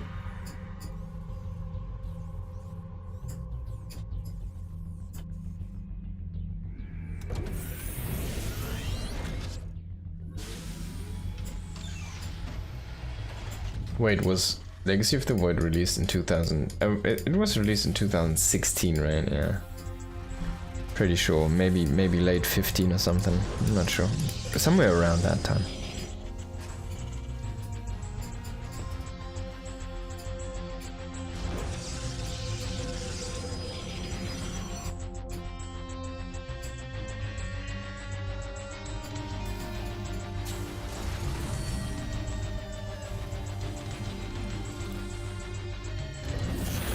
Now what are we gonna see out of Taeja? Going with a very standard Reaper approach, but he does go into the double gas with the factory first, and is gonna go into command center afterwards, a reactor here as well. So what is he gonna do with that? Is he just gonna make Marines? Is he going into more Reaper and a few Hellions, for example? Is he gonna swap it around and make factory units on the double?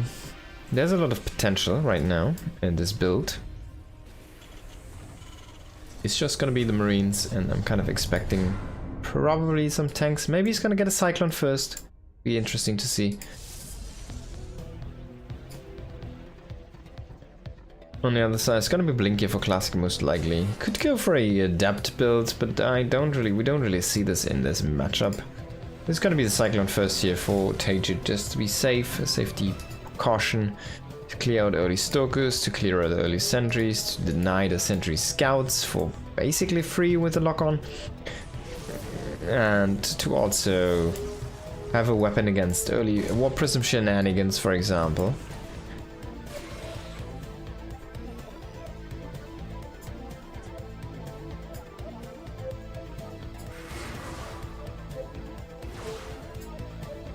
No, the Reaper's gonna get away there.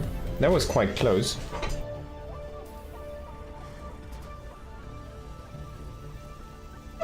So he's going into a drop here. He could drop the Cyclone, or also just Marines and then bring the Cyclone. It's just running across him. Oh, he's actually intercepting the Scout. I really like this. Oh, he misses the Medivac. So this is quite good for Taeja. He's bringing a Reaper. He's also roaming with the Cyclone to the front. Classic has no idea yet what this is all about. I'm gonna see in a moment, Reaper and Cyclone hitting the front, the drop hitting the main. Unfortunately, it gets spotted by an Adept here waiting on the ledge. Now, Cyclone and Reaper are just hitting the shield battery, and they're gonna most likely not gonna get it. I want to say he might commit to try and kill it, but he doesn't. So in the end, he doesn't really get anything out of this right now. He could come in and try to burst down the battery. Reaper is going into the main. On the other side, we do see him still waiting here.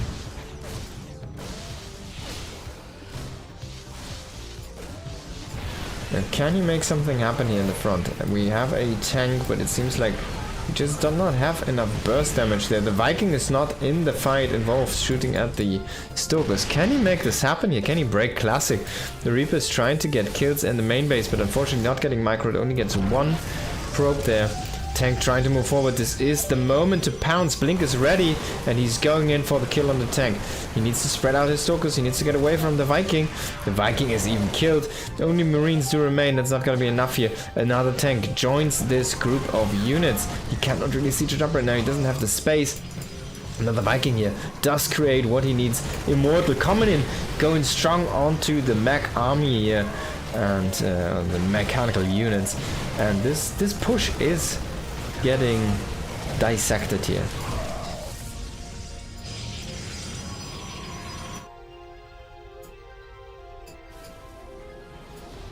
Third base on the way for both players. So no big advantage there for Classic, but he's of course fully saturated. We see Taeja is not. He has been skipping on SV production here to make this push work, and he's of course quite far behind in tech. We already have charge on the way here for Classic with Blink finished up, and there's not even stim or combat shields inside here right now. He's just swapping a tech lab onto a barracks that's being built right now, and yeah, Classic is just moving in right now. There's another tank though still behind this, so Taeja should stay alive, but he needs to bring down the tank again here. Oh, maybe he's going too close to the wall. And yeah, the Immortal indeed is just moving forward. 2 shots are gonna do the trick, but then all of these Stalkers blink in and are gonna die because that one Viking killing 2 of them. He's even going for the Viking. He tried to be repaired there, but nice snipe there on the tail end. Vikings are so good units right now in this matchup against Stalkers, insane. Like, you think you can kill them with the Stalkers, but then they just shoot back and then the Stalkers just fall apart. I still am not used to see Vikings win as many fights as they do on the ground. Against Protoss, of course. Oh, he's got a sniper barracks, no cancel on the production facility there. And another one I wanted to say here, but this one's gonna get cancelled. So it's 200 minerals gone, and if marine and stuff, only for a little bit of blinking around. So pretty good damage here from Classic. Of course, this command center was cancelled, so the third base is quite far ahead. Even the fourth base is done before the third is finished here from Taeja. So Taeja is ultra far behind. If he could have kept the fourth base alive, sorry, the third base alive while it was ready, I think he might have a shot still, even with his delayed tech, because his army is a little bit bigger and he just kept on production. But like losing this command center over here, I think it might have even been a kill. We're gonna confirm this now. It was a cancel. Okay, so he got the money back at least, but yeah, it was almost done. That definitely might be the nail in the coffin here eventually. Or, you know, the stone that brought the Lavina into sliding. Lavina. The landslide. +1 finished up here for Classic. Is gonna drop into the natural base. There's no defenses. One Marine is not gonna do the trick. Kind of overseeing the work of the SCVs, but the ACVs, they're not enough. And now he's exposing the third base. He's exposing the tank line. 3 tanks all exposed here. He does kill 2 of those, and the quick reaction from Taeja does save him here on the third base. But what's happening behind? There's just so many zealots inside.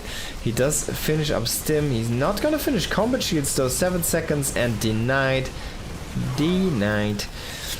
Warp Prism trying to drop into the third base. 24 SCVs falling as well. I mean, this is looking like a massacre. Of course, I'm not expecting Taeja to win against Classic, who is currently on the top of Protoss. But I'm expecting him to put up a good fight. And honestly, I think he did do a pretty decent game here. He did show some nice stuff in the early game. He did show some good execution. He did show nice reactions. He does show decent macro. It's just not... He's just not used to the army movements right now, it seems like. He's kind of getting pulled out of position quite easily, and he's like a little bit slow to react to some of those things, and yeah, he's steadily falling apart little by little here. It's not like this is a complete train wreck of a game, right? It's just Classic, like he's ripping off a finger, then he's cutting off the hair, then he like punches into the nose, you know. He's slowly killing Taeja off, while Taeja is trying to stay alive after his failed opening, basically. But it just didn't work out.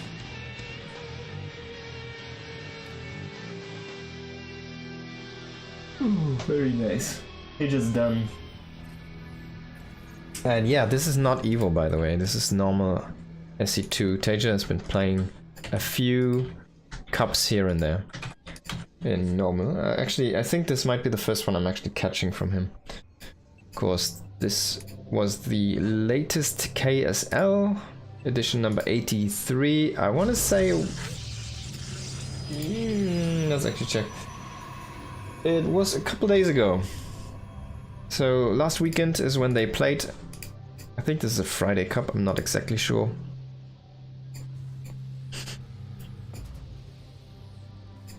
Yeah, they basically played last week, so quite nice here. Quite recent. And that's how active Taeja is right now. Really cool to see, honestly. Oh, is he gonna no, he's gonna try to go for the Evo block. Can he get it done though? Classic is scouting for this. Should not really get a lot of health. He's still gonna do it. And he's not even microing the SCV, so yeah, this is gonna be a quite fast deny, I wanna say. The SCV does get a scout, gets into the main base, but I think you're not even gonna change your build as Classic here. He's just gonna delay his gas mining, as you can see, he's even full on mineral saturation. He's gonna try to snipe the SCV before it can come back and get more HP onto that NG bay or place down another one. So he's gonna wait till the last second and This works perfectly with the mineral timing here for Classic as well.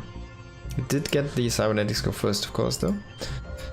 And we do have a normal Reaper expand this time here from Teja, so no early double gas and factory.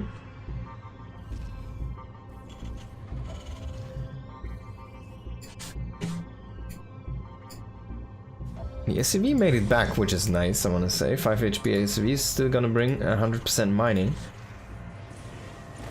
And Teja does go for a Marine after the Reaper, so he's gonna skip the add-on for now. He's gonna pull that gas, gets a little bit of a faster factory from that.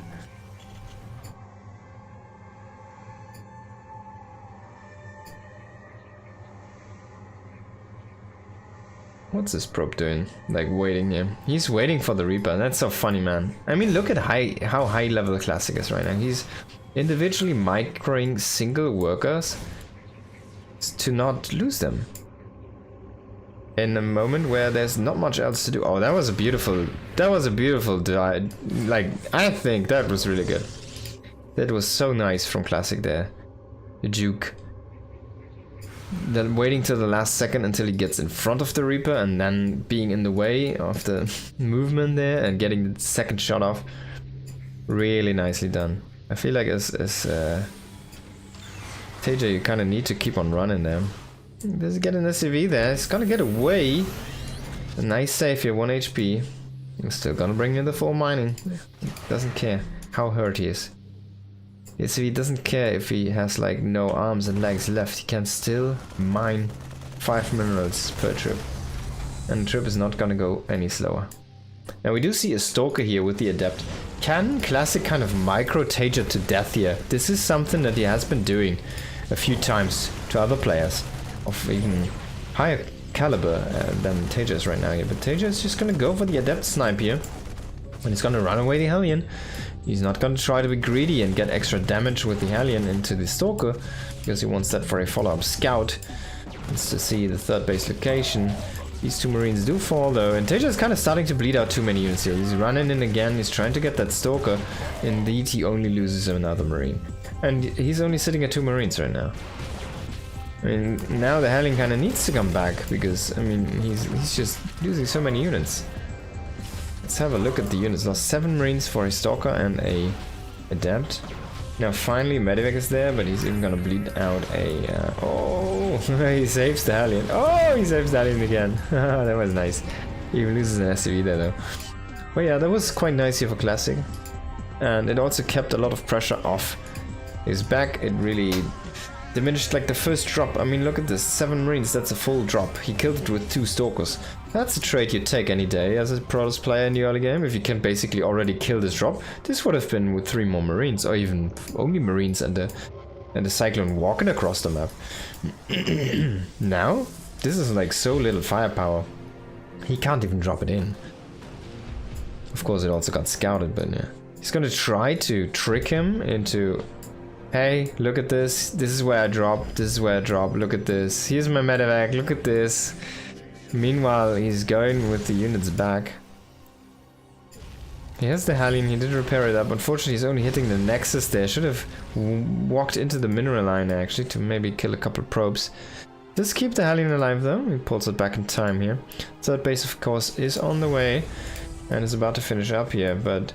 we are not seeing any extra production yet. Ah, I feel like this might have been a good spot for the tank, but he's gonna bring it to the low ground. Yeah, he already wants to... I still feel like this would have been a better spot.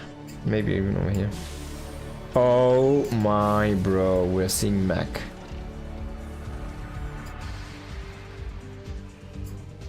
PvT, TVP, we're gonna see mech. And there's an observer. No Raven, he's actually going Cloaked Banshees with his mech.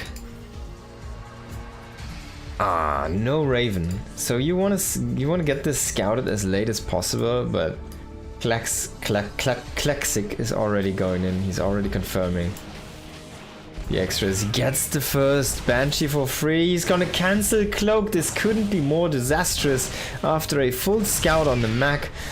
before the transition actually happens. He's there before the production is ready. He gets a kill on the cloak, he then gets a kill on the Banshee, and he just wreaks havoc in the main base. He kills more of the units, he gets the medivac potentially, yes, he's gonna kill that indeed. And are the Marines gonna be enough here to clear out the Stalkers? I mean, he's still making Marines because he needs to.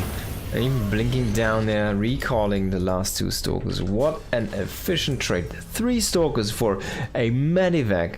Let's say 4 SCVs, I don't know. Maybe not. Let's even not execute the SCVs. A medivac. A Banshee. A upgrade. Namely Cloak about to be finished. And that add-on. And 7 more Marines. I think you also killed the Cyclone in this one.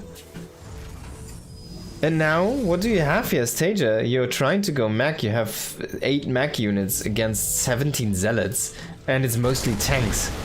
Yeah, I don't think this is gonna happen here. Tanks even not shooting at the actual army here. There's one Banshee which does not have Cloak, of course. So, yeah, I mean, there's even 2 observers, he doesn't even need Cloak. But there we go. Classic is just gonna completely wreck him there with this timing attack. Unfortunately for Tager, he was good on the economy. He had the same amount of SCVs, the same amount of workers, but Classic was kind of all in there. Yo, Shield Battery, good to see you. That big deny on the Cloak, yeah. But good to see Tager play some actual SC2 as well, not only Evo. Always happy to see that.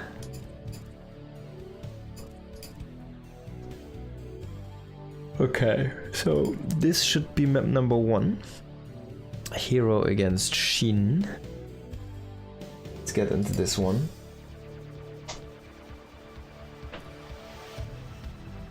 And the map is gonna be Old Republic, not the new one, it's the old one.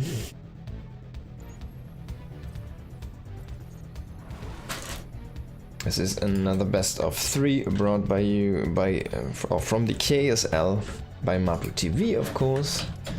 Welcome, welcome by every means. We're gonna hop into the game. On the Old Republic, in the top right in the north position we do have Hero, and in the south position in the bottom left it is Shin here, Zerg player. One of the few remaining active Zerg players inside of Korea. We can kind of count them on 3 fingers. It is Shin, it is Solar, and it is Rogue. That's the 3 active Zergs we do have in Korea right now. We're gonna get Dark back eventually, I think. I'm pretty sure Dark is never gonna like go away from StarCraft 2. Like, there's gonna be the servers shutting down before Dark ever stops playing, I think. And he has good reason to do so, because he was basically one of the most consistent, best players in the world. He also made a good penny. He has a bunch of very good championships, a bunch of very high value second places. Never really managing to win the world trophy, I think. Oh, no, actually he did. He's a world champion. What am I saying? He did win it. Like, he has it all, actually. It's kind of crazy. But yeah, he'll be sure to come back. I'm pretty sure on that one. And I don't think he's ever gonna really let loose, because he was not the most execution-based player. He just knew how to do things. Like, he wasn't the toughest build order, he wasn't the biggest macro. He was the best tactics, the most brilliant moves. Sometimes they even look like once they fail, they look completely stupid for some reason, but yeah, he's definitely the most random, unreadable player in the Zerg arsenal. And he will be back, I'm pretty sure. And like, the style suits something like this. Now, what I'm a little bit surprised about is Parting did announce that he's in a team. I think he's playing for Streamer Zone, but then he's not really playing any tournaments. He's not really playing StarCraft, is he? So I'm a little bit confused by that, to be honest. I would have wanted to see him come back here, actually. Oh, that probe is hiding in plain sight there. Shin is gonna find that one. But yeah, like who else is there on the Zerg menu, right? I mean, DRG is kind of is he retired now this time? We never know, but he's not playing currently, I want to say. Then who else was there? Like Impact is not playing anymore. Who did we? Who else was there? Like there was more Zerg players, right? In Korea. Symbol. I think he went away a long time. Even in more recent history, there was more Zerg players. Su, of course, did retire. He did announce that, and he did actually do retire.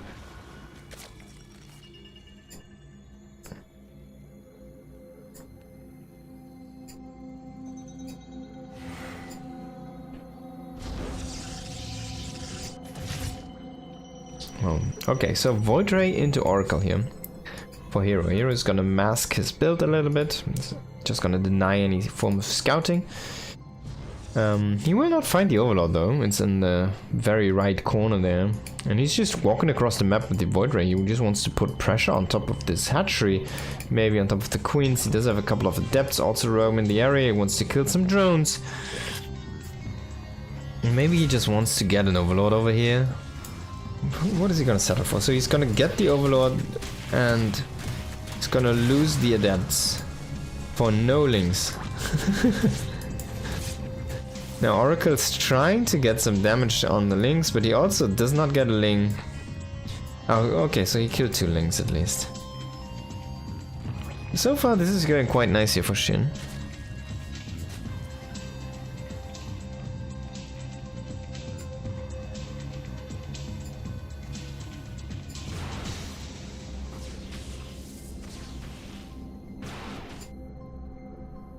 Fleet beacon? A 4-minute 44-second fleet beacon, halfway done. Second starport. Is this Tempest or is this Carrier? I mean, this space is okay-ish. This space is quite nice, I want to say, for Tempest. If you would go Tempest, you can actually poke a lot. You can basically kill this base and poke into this base as well, but there's a lot of space you have to cover here, so not sure. I kind of want to see carriers, and that's exactly what he's doing. So insanely fast carriers. Is he gonna go for shields or +1 melee? It's gonna be an interesting approach here, or not melee, but +1 ground weapons. Does not have anything in the wall. It's hero walls. So this makes this Void Ray even more crazy, because you kind of want to keep that alive, and Shin is trying to sneak around an Overlord. Oh, he actually stops at this weird kind of dungeon or whatever this is, kind of temple, I don't know. Looks kind of cool. But Shin is already making a spire. Oh, what did he see?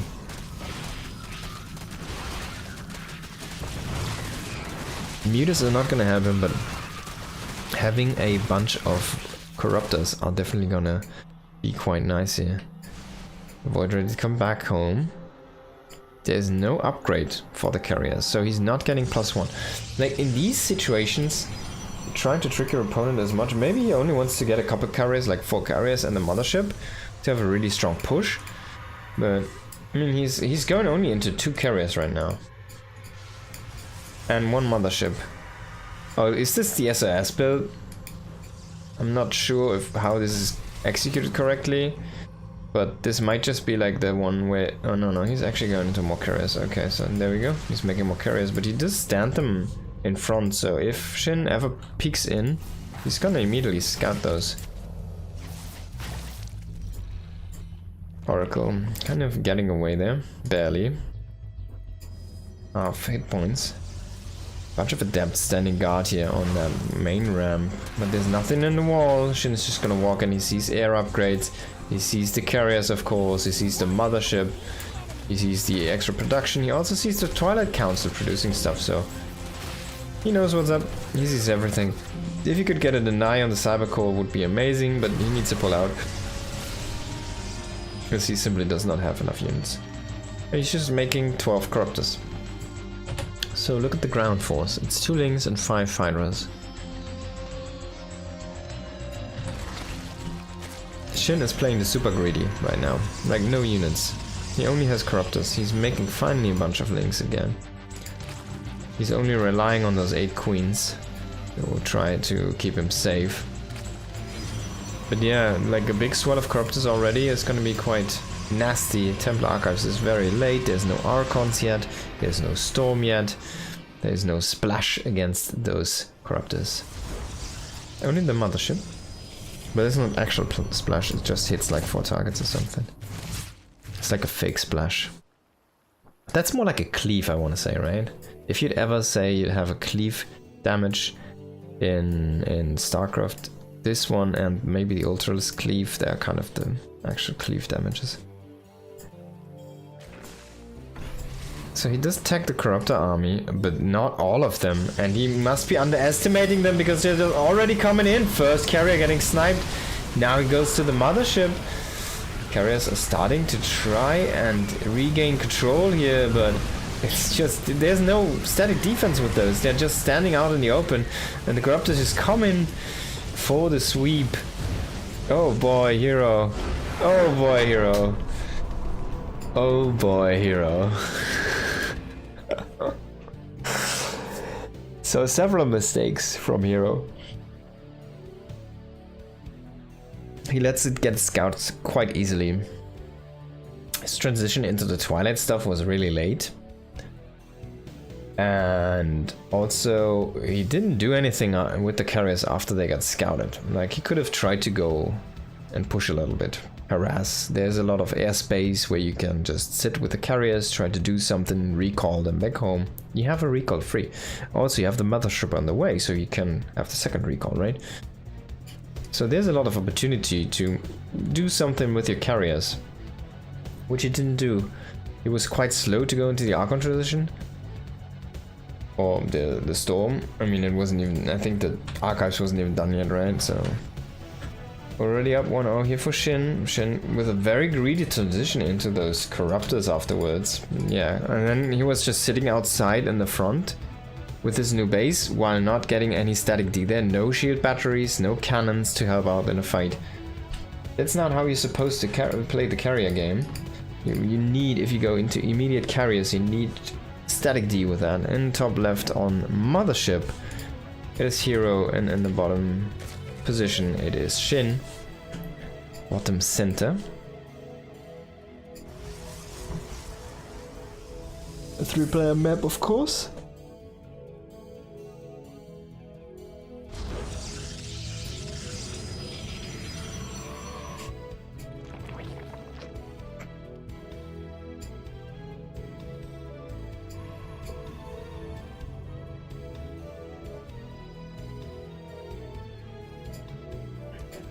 Now let's see what Hero is going to try on this one. He's actually going to get the lucky scout here to Shin's base, and he'll immediately check him out. Will he show his probe?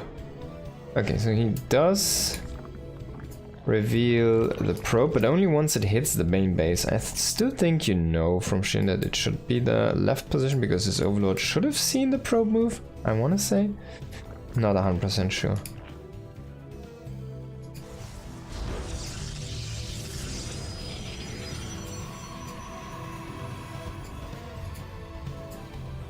It's gonna be the Cybernetics Ghost spot here. Oh man, it doesn't fit, does it? Doesn't fit.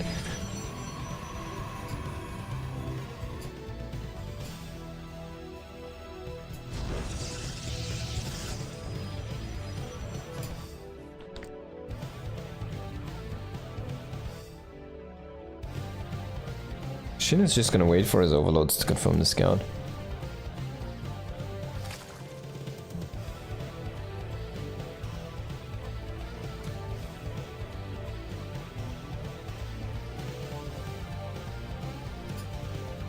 By the way, guys, please make sure to subscribe to the YouTube channels you see down below, and also follow on Twitch and stuff. Thank you so much.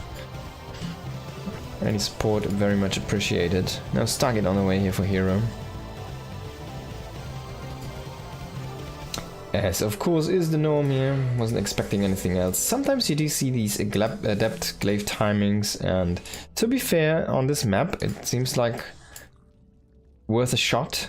There's even a lot of hiding positions. If you want to hide a Twilight Council, there's a big main base. You know the position Shin is coming from with the Overlords, so you can just put your stuff on top and maybe snipe the Overlords before they can get any value scout. And yeah, there's a lot of opportunities to do things on a 3-player map, right? Which are not given on 2-player maps. Adept just scouting a little bit with the Shade here. Second Adept is trying to join up with that one.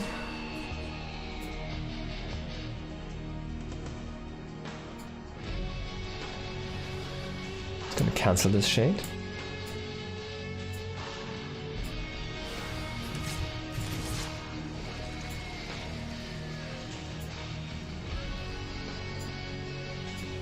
Oracle on the way.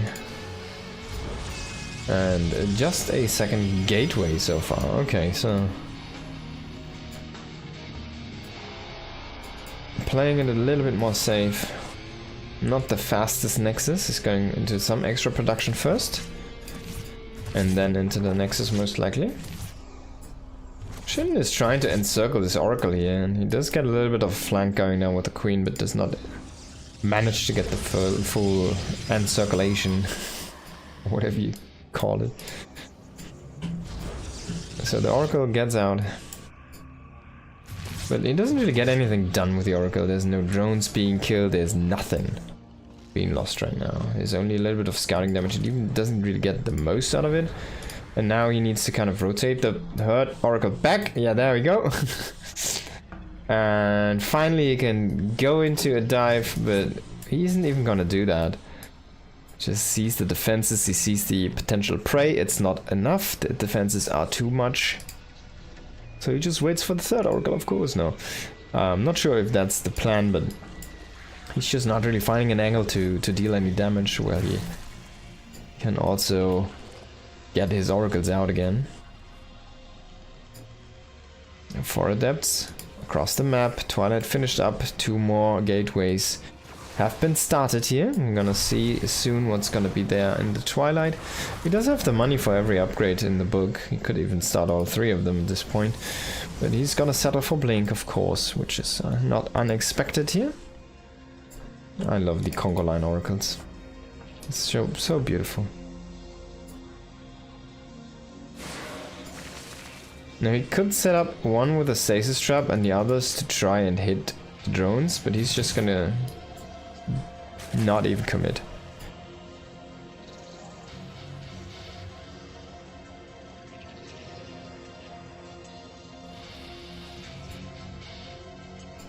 Forge on the way here for Hero.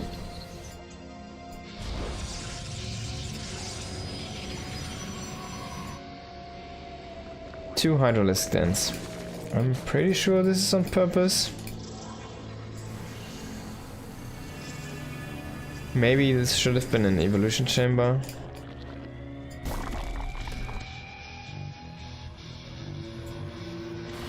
But this could be a double upgrade Hydra style.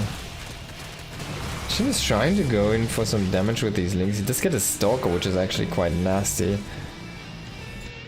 And there we go. So he's going for the double upgrade. He goes for the range and the speed. So he wants to hit a very sharp Hydra timing before Storm is ready. Can he make that happen? And he's not going to have the dash ability, so he's not going to use the triple Hydra Den build.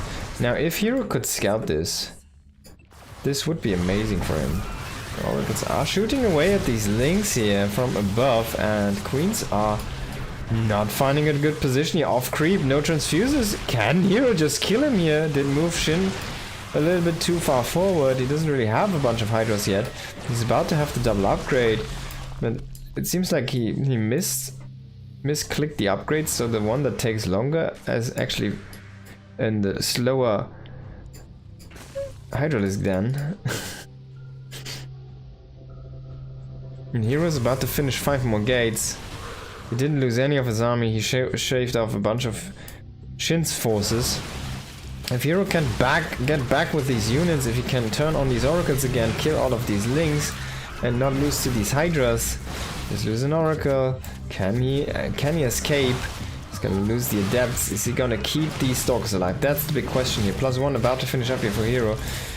He's gonna lose a bunch of them. One more blink. He's gonna save the retreat, it seems like, or secure the retreat. But yeah, Storm is not done yet, and Shin is already knocking at the front door. Hydra's fast. Hydras have range. Hydras have plus attack. He needs to build more links. This is a little bit of a Mio Micah kind of style here.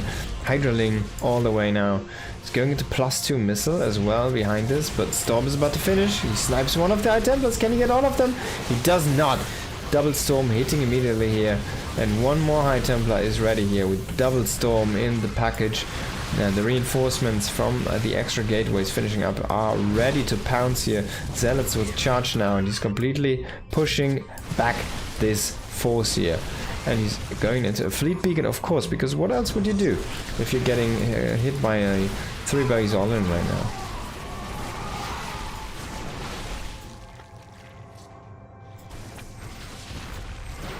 Shin is trying to transition out of this by getting a 4th base, but he's kind of stuck just making Hydras and Links, and he's not gonna have enough, it seems like. Oh, one more Storm! He does do one more Storm. But yeah, these Zealot reinforcements are quite slow. They need to walk all the way across the map. He's gonna warp in a few more High Templars as well, but he does not have a Warp Prism, so this army is a little bit exposed, to say the least, here in the front.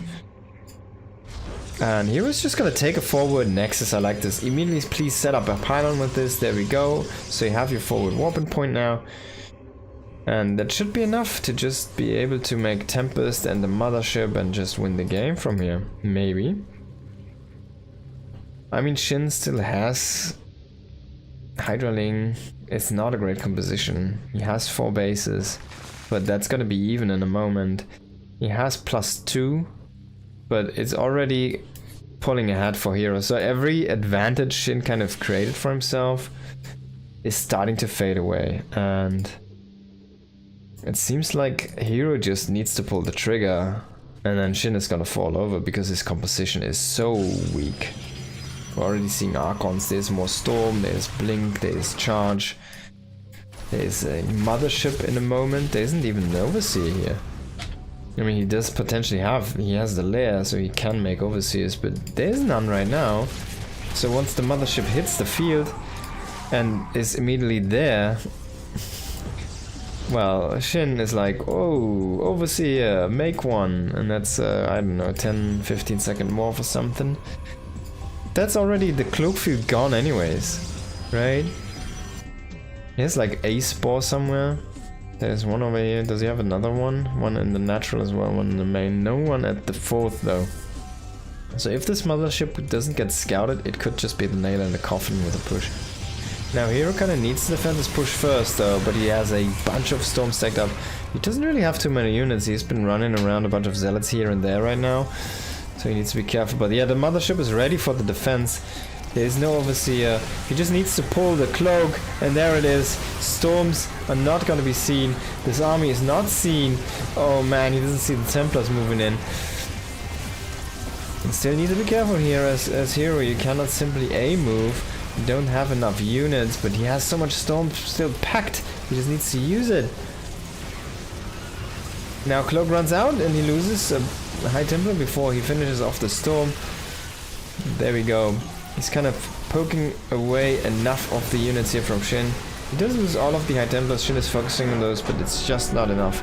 And yeah, Hero wins the game here. That was a very convincing win. That looked really good for Hero. But yeah, that was also an all-in from Shin, and it just didn't work the first time, and it's hardly going to work the second time. Especially with Hero going for the upgrades. He went for going to Storm, going to the Mothership with the Cloak.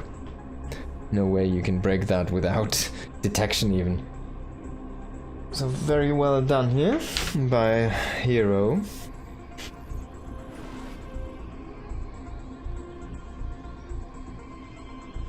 No amount of static defeat would have killed the amount of Corruptors. I agree in the other game, right? But it would have definitely delayed, and having shield batteries to heal up your carriers. He was not in a one. He was quite far away from one-shotting. He had enough to 3-shot a carrier, so they would have actually survived quite a bit longer if there would have been like 3 shield batteries below. And then the whole fight kind of starts to turn, right? Because all of that snowball effect is not coming as fast as it should be. Now let's hop into map number 3 here, between Hero and Shin. In the top right of, oh god, Tourmaline, because it's a French map, it is Hero, and in the bottom left we have Shin. Now Shin is having a drone trying to make this natural base, and Hero has a probe to try and block that, and they're dancing right now. They're dancing. Now Shin gives up. Does he though? I think he does. And he goes for the third base, but this is a very, very late third base. Should have gone for the proxy hatch, to be honest. Now, Nexus is faster. I'm pretty sure he started the Nexus before the hatchery. It's at 7, 8, 9, 10, 11. Oh, it's just the same time. Maybe the hatchery is 1 second earlier. What a perfect opening here for Hero already. This looks really good for Hero. I'm a little bit scared by this. Like, this could be Hero with his sharp timings, right? This could just be the window he needs. This could be like an Adept Glaive all in into a win very easily, just because of that delay and the knock-on effect. It's kind of crazy to think about, but it might just, you know, do the trick. Oh, that's kind of a cool rotation for the logo. I like that. Looks cool there on the ramp. Gotta say, how does it look in the other ones? Wait, is only one logo? Well, I guess there's only one logo. Do we have a second logo somewhere? Maybe down here? Oh, there it is. Okay.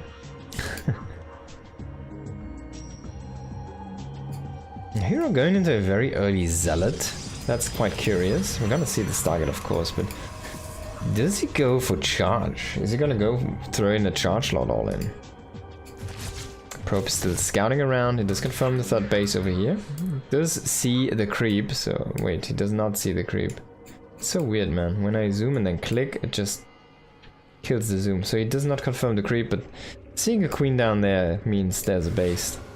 And he's gonna just pressure with the Zealot now. Now, can he make something happen here on that hatchery? He still has the probe. He could throw down a pylon to create a little bit more of a bottleneck for his Zealot and Adept. He only has 2 units. He's gonna try to combat... Oh, he's gonna try to go for drones, and he's gonna combat the queen with the Zealot. But there's a second queen, so I don't think he's gonna fight much with this tag team here. If he could kill a queen, it would be amazing, but yeah, he's gonna try to survive with the Adept and the Zealot. There's no speed, of course, and it's quite far away, so he does keep both units alive. Just pulling back, I think, is fine here. We did force a bunch more links. That's gonna be good enough. Join up with another Adept and an Oracle, and that means Hero just wants to go again because he has units he can utilize. Gotta set up another base here. This third base coming online. 4 minutes is a little bit slow, but it's not that bad. I mean, he invested into the early Zealot. I hope he can get something out of this. If he could kill this one queen, I mean, he could potentially just burst it down with the Oracle as well, helping there. Could be enough damage. Oracle trying to go for some drone damage. And he did recall the other units, so he's actually not going to commit. And he did lose a recall in this maneuver. So, was it worth it? Were more links produced? The answer is no. Shin was just beautiful sitting on his 10. And now he kind of catches a little bit of a drone transfer there. That's a beautiful timing for Shin coming in. 4 drones which were kind of moving weirdly around. And he gets a few of them. And yeah, there's a burning mothership. This is a big mothership though, by the way. It feels larger than the actual mothership. Third Oracle coming in here. He's gonna rotate the herd one back. He spots the Roach Warren. That's a nice find. And I hope for his sake he does not go into Adept Glaives, because that's not gonna be enough against roaches. He warps in a couple Stalkers, but there's also in vision here for the Overlord, so maybe this was on purpose. We still have to wait and see what Hero is gonna do. He tends to be quite tricky.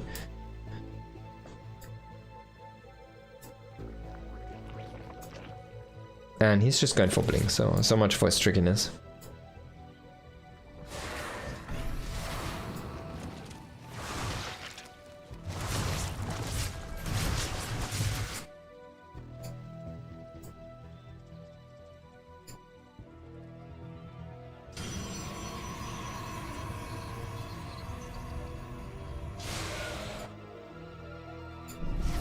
No, can he burst this base down? I don't think so.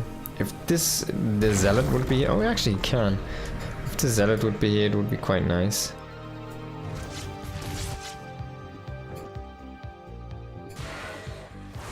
Oh, he does get another Nanai. Quite good here from Hero. And I think he can just shade out with the Adepts. All of them do survive.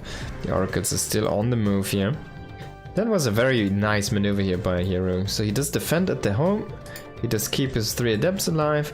He just walks in at the perfect time to block the hatchery again. And the 3 Oracles were kind of covering the retreat from the Adepts. Now, just sitting there and accumulating some energy. But we do see the Stalkers coming across. We do have the Oracles ready for stasis traps. And cover these Stalkers here. And he should be setting up a couple now. It's gonna be the first few. Of course, you need to be careful here as Hero. First Stalker already getting low. You don't want to lose any of them. That's the goal. You don't want to lose any. And I think he just lost the 3 Adepts. Let's have a quick look. Yeah, that's the first few units he loses, actually. And a nice trigger on that stasis trap. Can he get a good connection there on the other one, though? 3 roaches. That's going to be quite nice here for Hero. But it's not going to be enough to snowball this fight yet. He does not want to give up on these units though, and the reinforcements just joining in. Maybe he can clear out the remainders of these roaches. A couple of stasis traps set up behind here again. And Shin is going to try to commit with the roaches. He does kill the first few Stalkers. He has a few Lynx trying to go in for the hurt ones in the back and also triggering the stasis traps.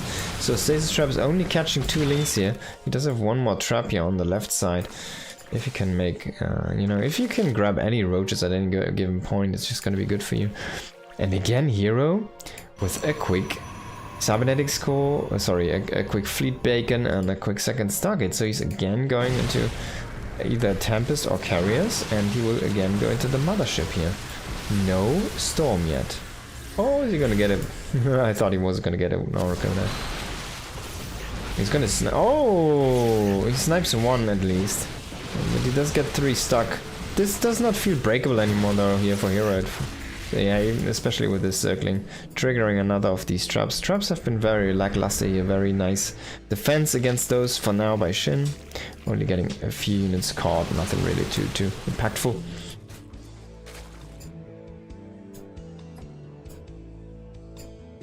There is your Zealots, your odd group of Zealots trying to go for the counter-attack while he keeps everything busy with the Stalkers in the front. But this is a big army from Shin. Shin is maxed right now.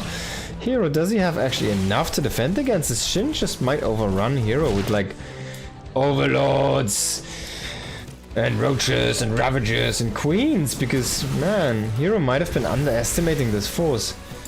Now Carriers are of course gonna be nice if you don't lose them to Biles or Queens, but there's a lot of micro you can do against specifically those 2 units, right? And their anti-air, so expecting him to not lose any of his units. He does have his Zealots on the counter-attack, but I mean, they're actually not gonna win him the game.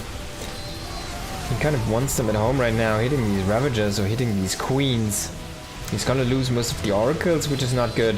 So even if he has overcharge, or had overcharge up right now, he couldn't be using it. Now we're gonna see the first Carrier join the fray here, and he's actually gonna be able to push Shin at least into a regroup here. With the Overlord, the creep highway is quite nice. The Zealots are coming back here. I really like this decision, I think. Now he's gonna try to snipe down these Queens. He's gonna bring in another group of Zealots here. 1 Bile does connect into 1 warping in. But as long as the Queens all fall, the Carriers can just clean this up, and he does kill. Oh no!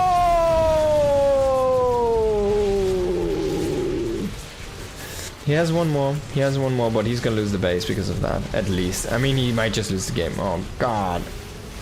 He needs to keep them moving. He needs to keep them moving.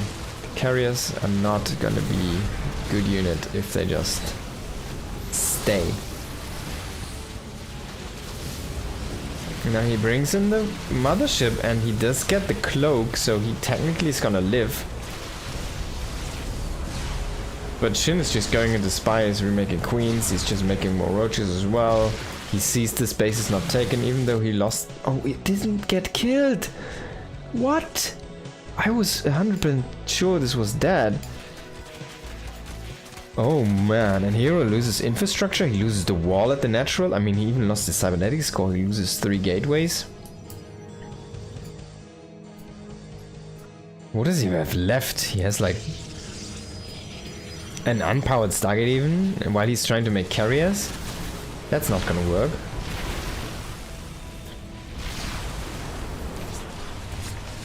No, there's not much anti-air. That's the only saving race right now. There's 3 queens. And there is 2 spores.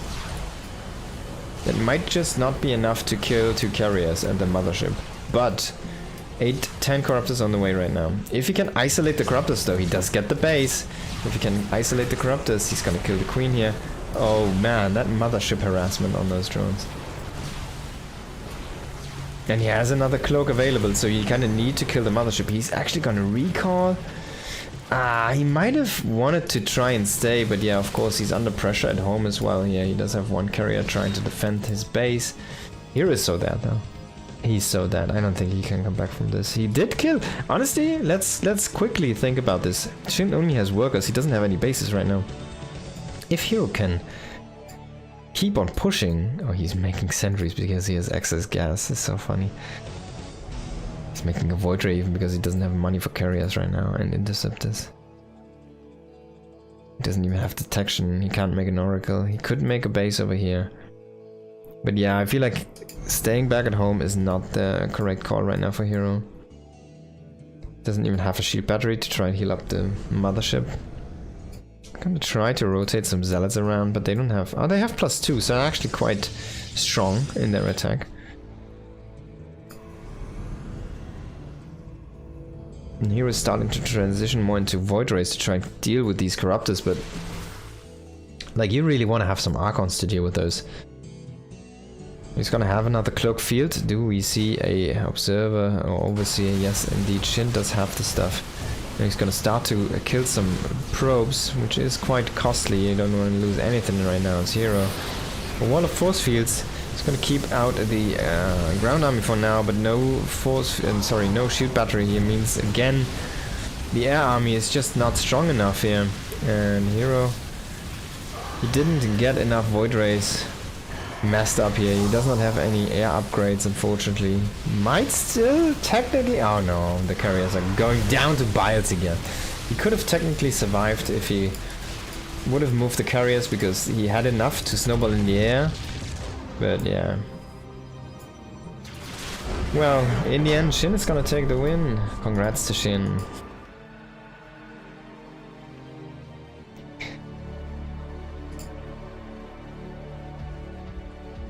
And that was really good for our Korean Zerg player. So he does take that series. And I'm gonna quickly go to the restroom, so I'm gonna be right back in just a couple of minutes.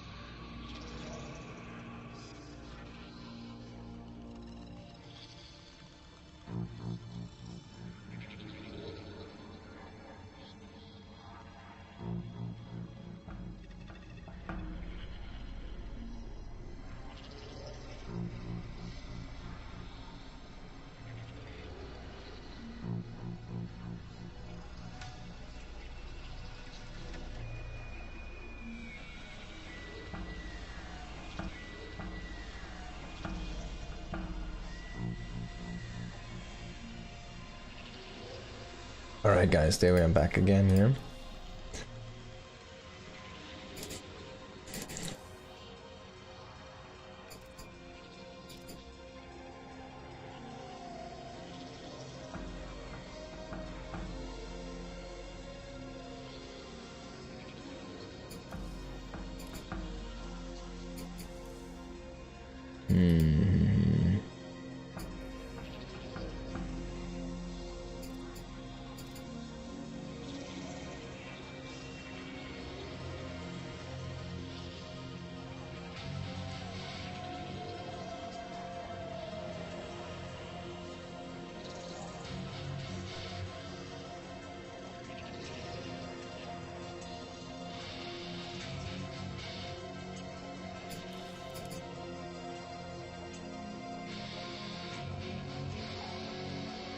I'm gonna go into another set of best of threes here. It's gonna be, I think, at least we're gonna do one more TVZ here. Gonna be from the most recent Pegasaur Cup, so it's a different cup. Might have been a week ago or something. Just go into this one now.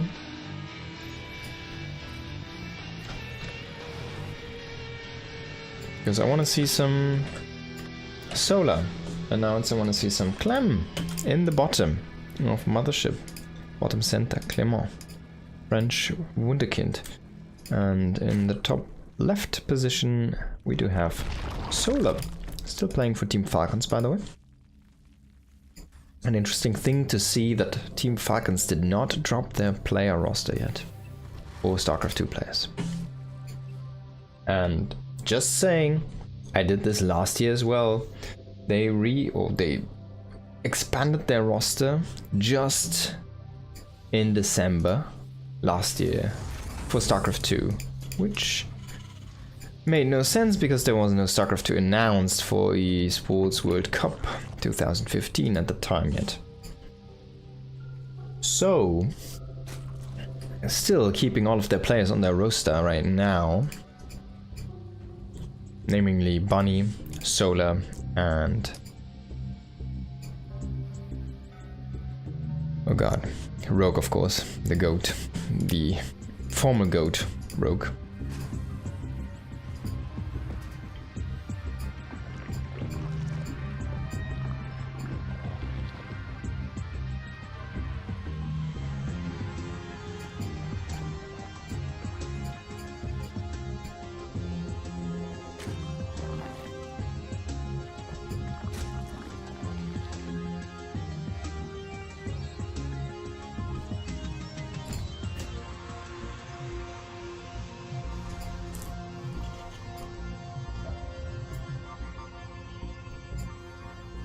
Clem unfortunately gonna scout the wrong direction first here, and Solar's doing the same kind of with that Overlord.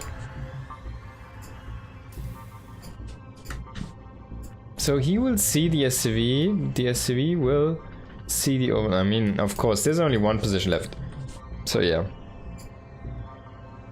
Solar kind of needs to commit now. Because he doesn't actually know. He sees the Reaper though, so now he knows the Overlord. He doesn't even care, he just lets it float over there.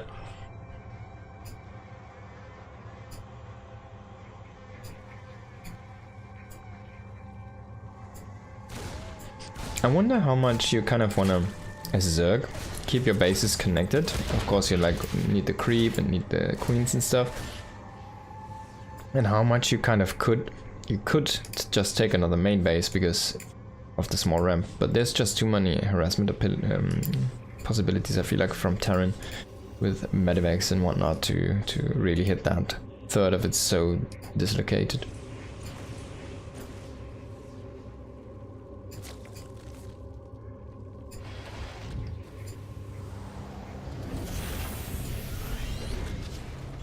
It's more like Terrans could really abuse this if the Zerg never goes for any air units, for example.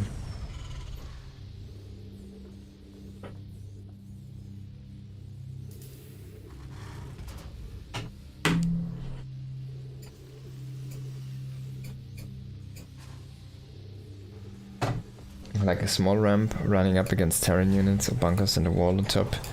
It's just so difficult. A couple tanks. A Zerg with only melee compositions.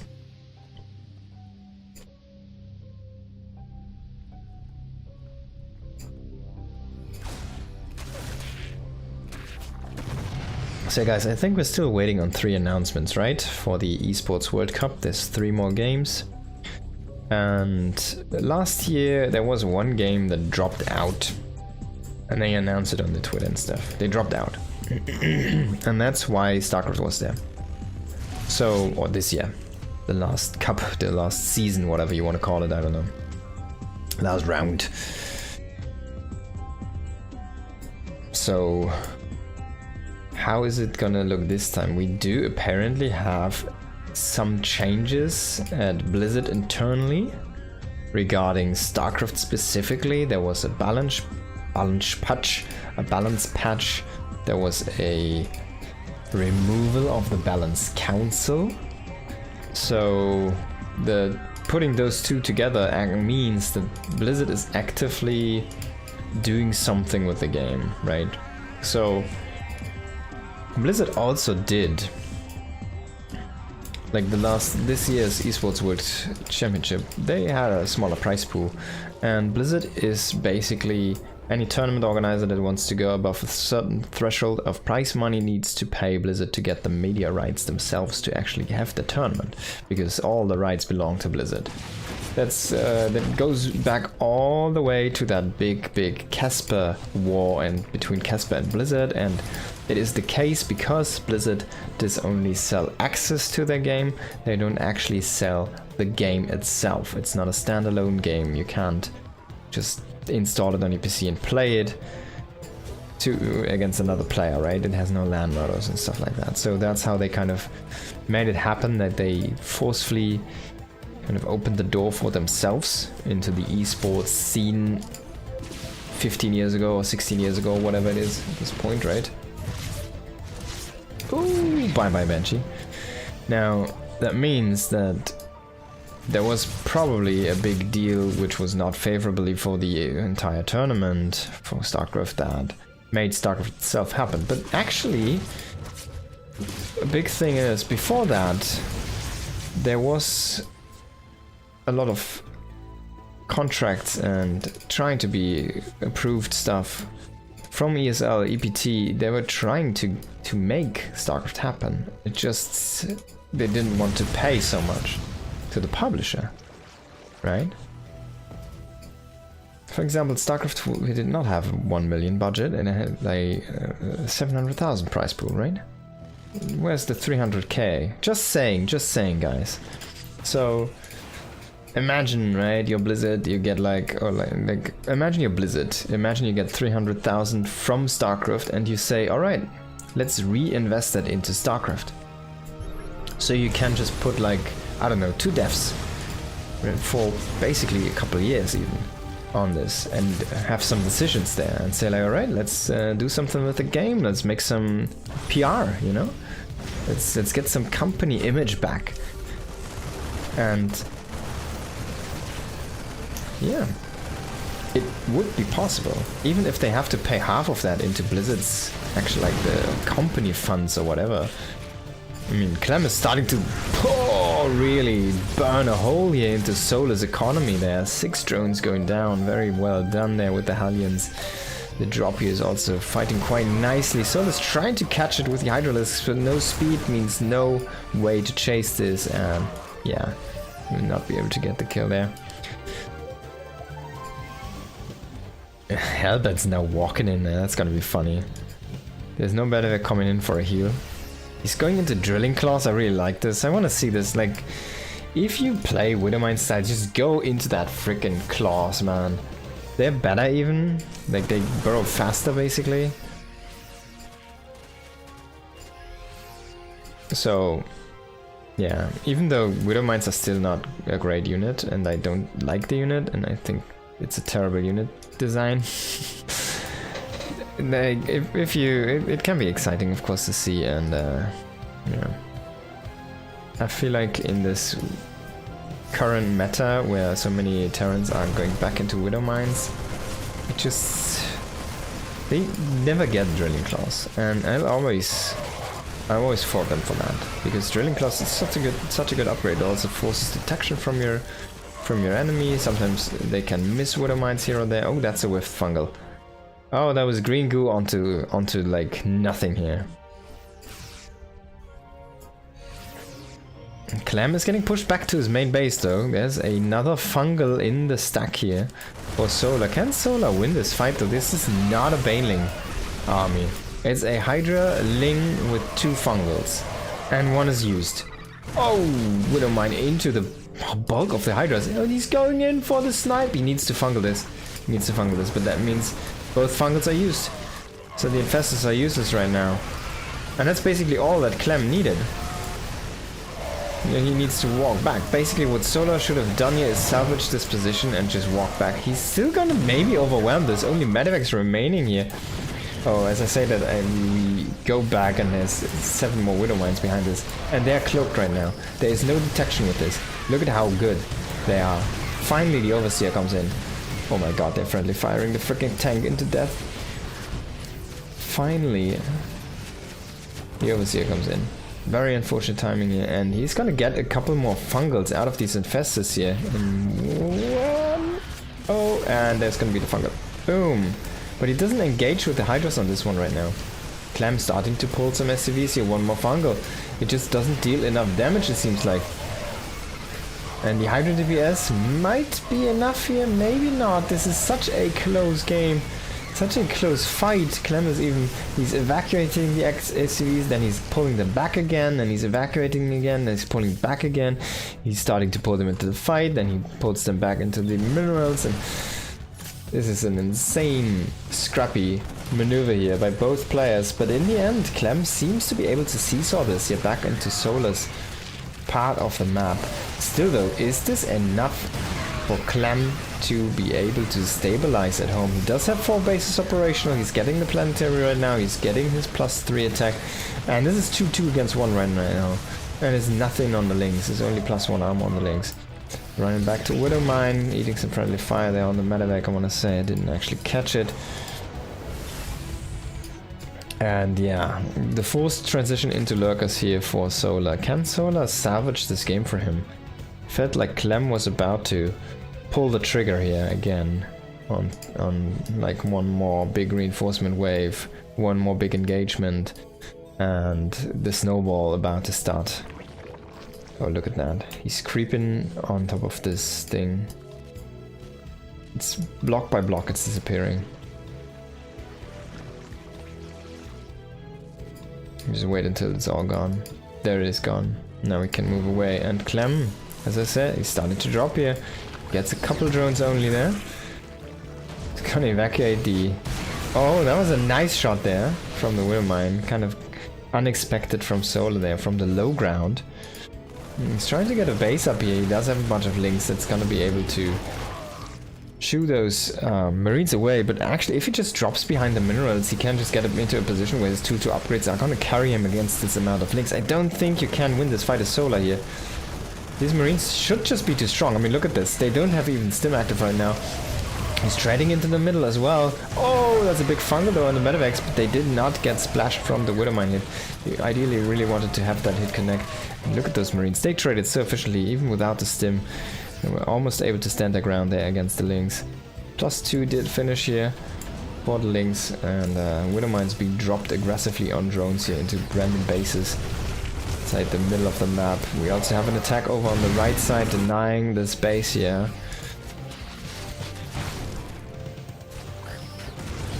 Oh, that's a good shot from the high ground here. And just not enough detection from Solar. And he's bleeding out more drones in the north. He's starting to get pulled apart a little bit. A lot of Medivacs tied up here though in the north here for Clem. Is smartly adjusting to that and moving 4 of his Medivacs, trying to get them back to home to safety to join up with the rest of his army, which desperately needs some healing. There's only 2 or 3 with those. And he's going into more and more liberated production right now, so he does not really want to lose Medivacs at this point anymore. Yeah, he's actually going to get a connection on that Lurker. And he's starting to get some ghosts out on the field as well. And start to snipe away at the lurkers. Can he clear those overseers? Nice fungal again, but does he have enough? I don't think the army from Solar is the correct toolkit that you need to deal with what Clem has at this point. Clem's composition is starting to really round out. He has Liberators, he has Medivacs, he has Marines, he has Marauders, he has Ghosts. And we're gonna see a snipe on the Hydra then. And that's basically all that Solar has been using for the past 5 minutes. GG. That's it. Sniper Hydra then and win the game. Been a while since I've seen that one, but here we are back again. 2025, about to be 2026. Same thing happening again. Quite nice game though. While we kept on talking about the Esports World Cup and stuff, let me actually have a quick check on the webpage. I think... Still waiting, right? I'm pretty sure there's still 3 unannounced games. And I have hopes this time, actually more than last year, that there's gonna be StarCraft. I know it sounds so weird, but it's just how things kind of worked out this time. Okay, I'm gonna open the game in just a moment, right? Just a moment. Okay, okay. Got you guys. Okay, set up the score. It's 1-0 for Clem. Clem. In the top left of Winter Madness, it's Clem. In the bottom right, it is Solar.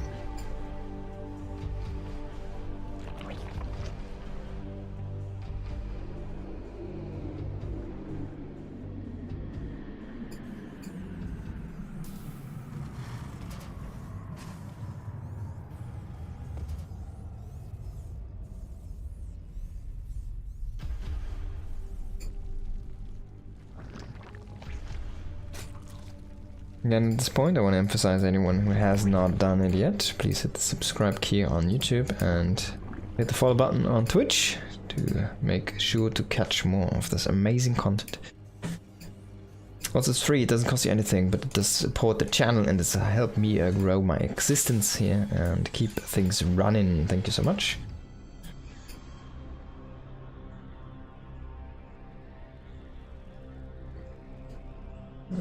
Clem, what are you gonna do? Throw down a command center? Oh, crazy me.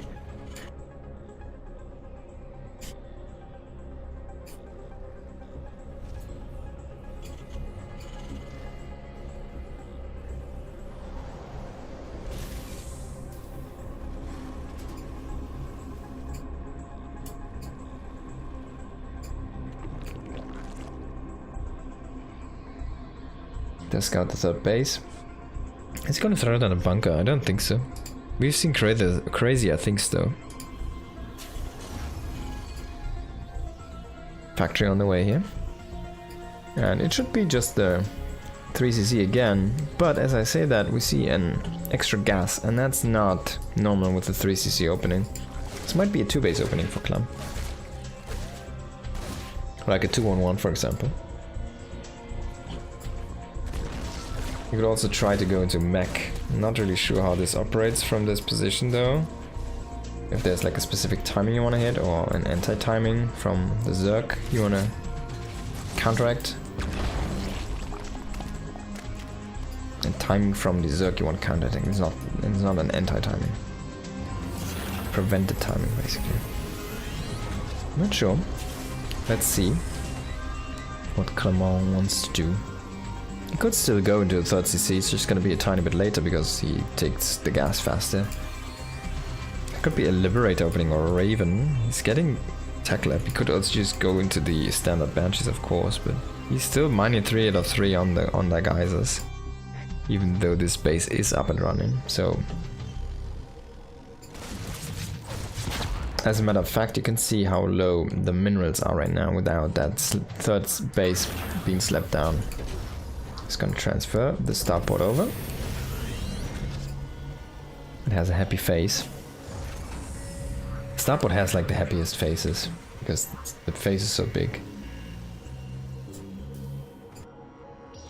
And he's only poking with a couple Hellions in the Reaper, but that's kind of meta at this point. Like, we saw this Björn do this as well. He just keeps the Hellions at home, the other ones, and he doesn't group them all up.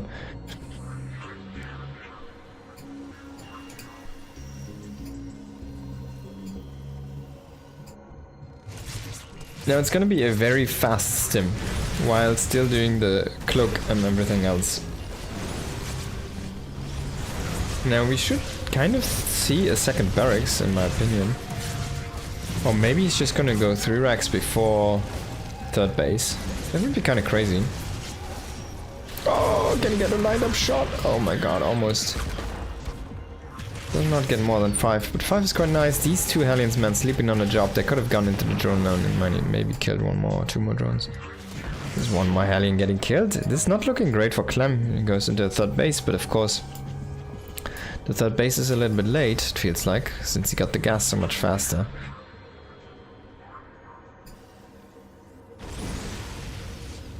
This is an ugly wall, but it does hold. And Solo was surprised by this as well. Banshee did get 2 kills. He's getting chased down by the queens right now. He transfuses 1 of the drones. He transfuses the second drone. He transfuses the third.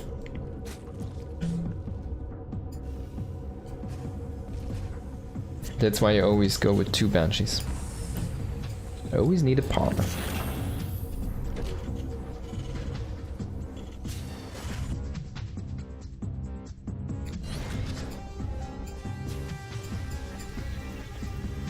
One upgrades on the way here from Clement.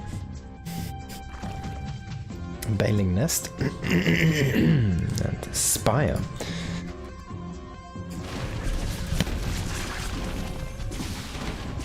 Nice deny here on that base. Can he snipe a queen? So much transfuse energy has been spent on drones. Is he gonna start losing queens now? Might be the case. Oh, he's just gonna hit the transfuse, but he's not in time. He does have 1 transfuse though on that 1 queen in the back. So yeah, this one's not gonna fall. Obviously, he's coming in here for the defense, but double queen kill. Quite nice here for Clement. A couple more Hellions scouting the Baneling Nest, so I think he still has to see the Spire though. It's in the natural over here. He has not seen the Spire yet. Oh, can the Hellions survive? Banshees are trying to help them. He's gonna get them in position here. 1 Hellion is gonna get snagged, the other one it will survive though. Command center is gonna lift over to the third base here. Barracks number 5 and 4 and 5 are gonna finish up. And as soon as 1-1 and combat shields are gonna hit, Clem probably wants to start poke around the map. Ah, he's already coming with a Medivacs right now. There's a changeling inside. Oh, this is not good. This needs to be fixed, because if you can put units there, I'm not sure if he walked inside there or if it just is there.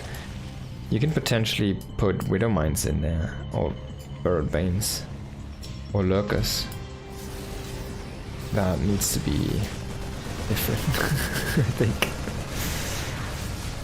Might just be a bug with the changeling where he dropped it and it just happened to spawn there. Now Clem, can he actually kill this base, or is Solo gonna be able to defend this one? Does have the mutas, he does kill the tank. But this mutaflock is not big enough yet to contest this group of bio without any support. He does get the pushback though, and now inside the Medivacs, I mean, Clem is forced to immediately drop off again, and that's always when you're weak, when your firepower is not all there yet. But your opponent brings all his firepower from the mutas. He does lose most of the mutas though, so only 2 mutas do remain. Oh, that was a very costly trade here. Can he snipe the base? I don't think so. And try to go for the queen, goes for the muta, then in the end doesn't get either. So this is pushed back eventually, but already pretty good for Clem, and next follow push is coming. 2-2 on the way, Widowmine Drilling Claws on the way, 4th base, command center started, and this time defense is not in place. He needs to cancel the banings, he's gonna lose the base. That was an easy push over. GG's called. Oh wait, was this?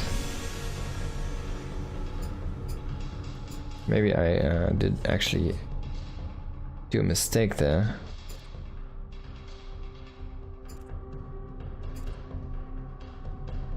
because this is a best of 5.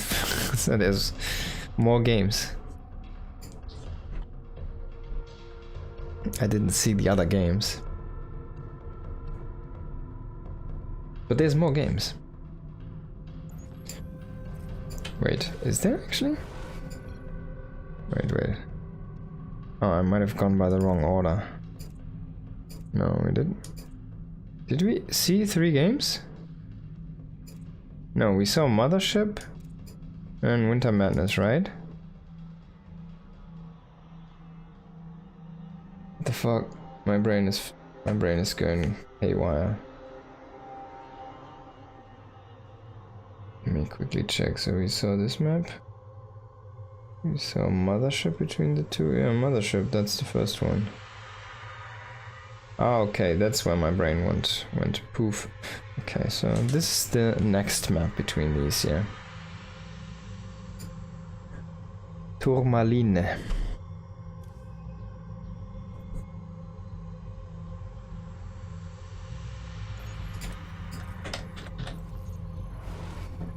And let's actually correct this one.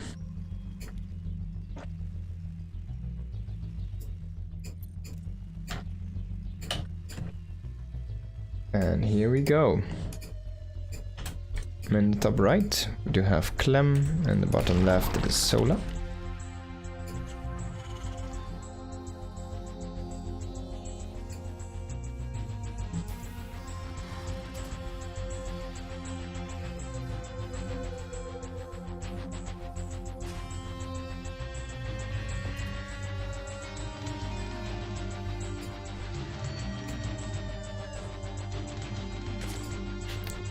Not sure if I'm a big fan of this map.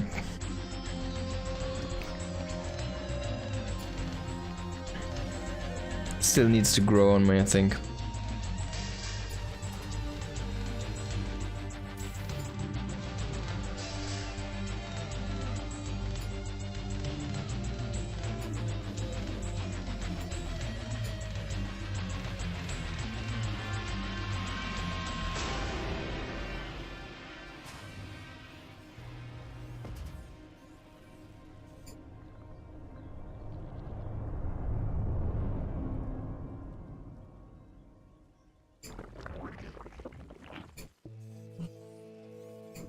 Alright.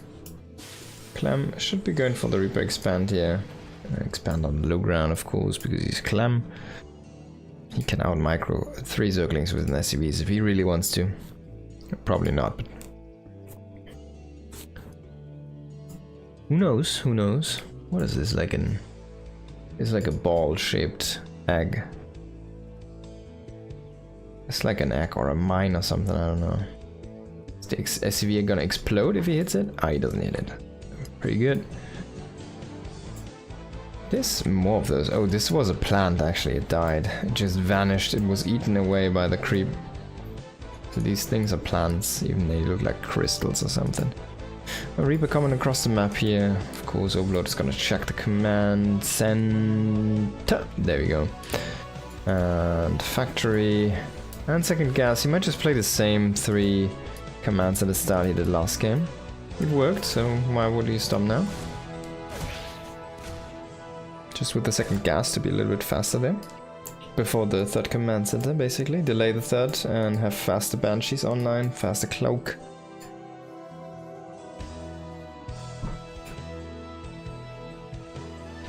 It's been a while since I've seen something done with battle cruisers, I want to say. Oh, nice snipe on the drone there. I'm kind of ready, you know, to see another meta around the BC opening. It's been always so fun to see those. Oh, he gets it. He's trying so hard to snipe the drone right now. It's crazy. He's so ballsy. And yeah, the drone is gonna be able to morph into the hatchery and the Reaper won't get it. Now he's gonna try to go for some links.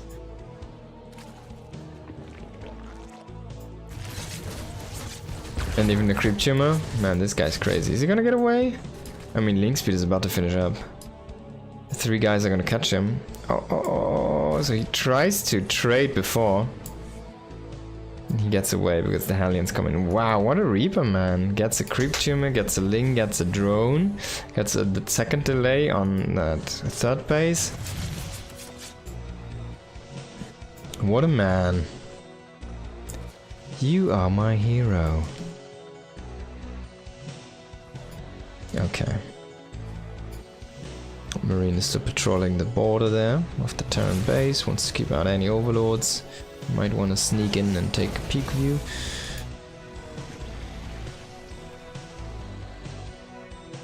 He spots the Creep Tumor, is gonna snipe that one quite easily.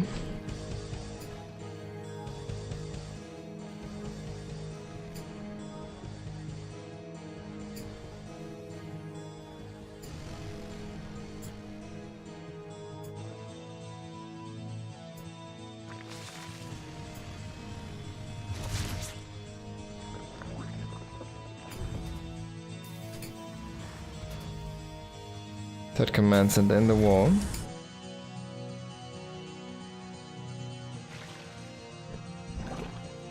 We still don't see that much speed, Banshee speed usage, I wanna say. And Roach Warren on the way here.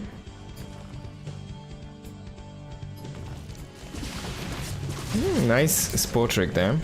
Just gonna save that drone. At least temporarily. And Hellions trying to come in at the same time. He does get a couple drones here, but he will lose most of... Nah, he will lose all of this. No, 2 Hellions do survive. But the Banshee does make its way into the main base and actually has a good position there outside of Spore range.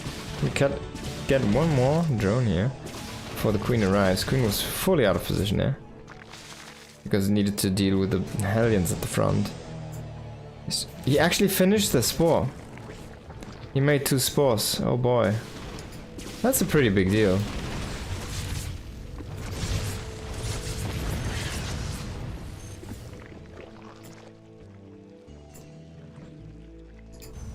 Clem's just playing the same.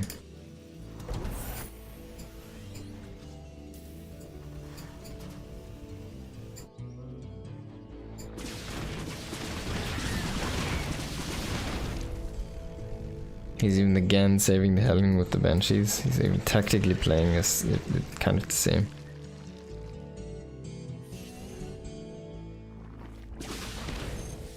Oh! The creep survived for a moment there. Roach speed this time, and 1-1 upgrades, and an infestation pit. Not Hydras this game. So, can Mr. Roach win the engagement against kind of the same push we saw from Clem in the last game? He's always too quick to so quick to pull the SCVs. He even kills a Ling on the way out. It's crazy.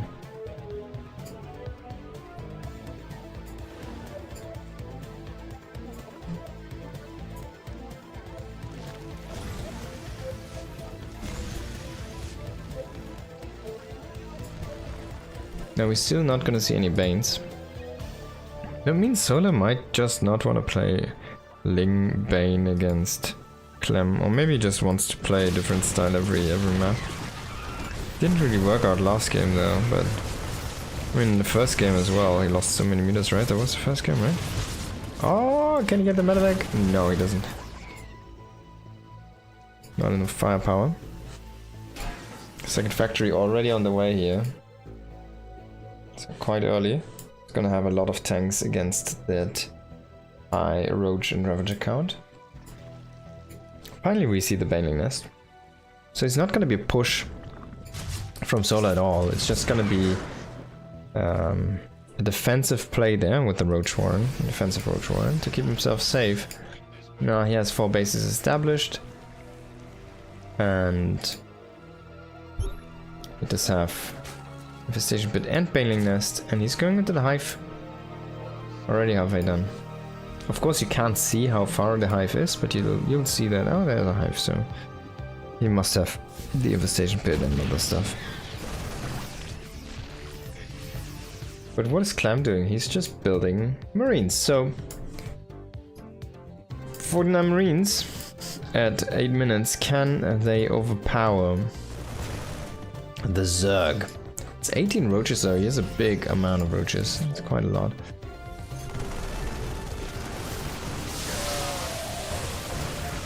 No Bane speed, no extra HP on the Banelings right now. Easy snipeable.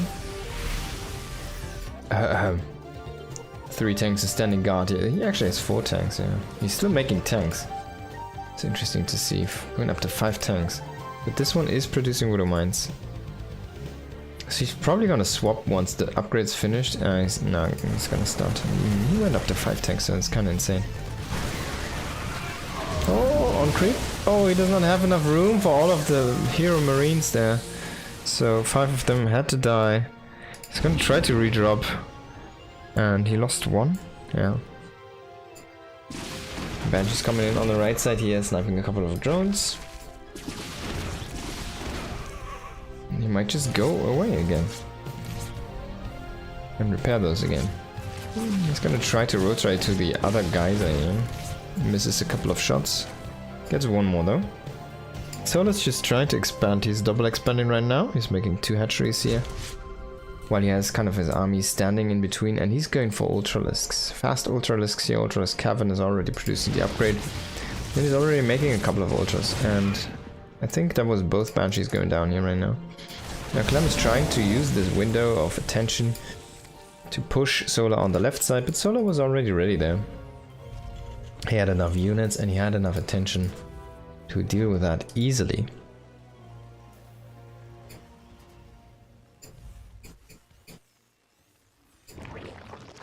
Ooh, Vipers. Ooh.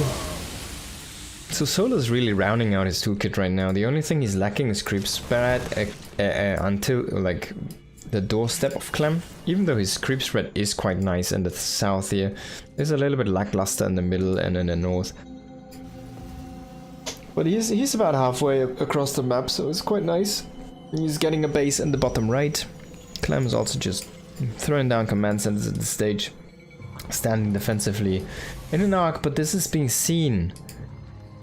There is traitors amongst our lines. Oh, that was not good though, the first Viper. Can it get off a spell? It does cast even 2, it seems like. 1 blinding cloud and...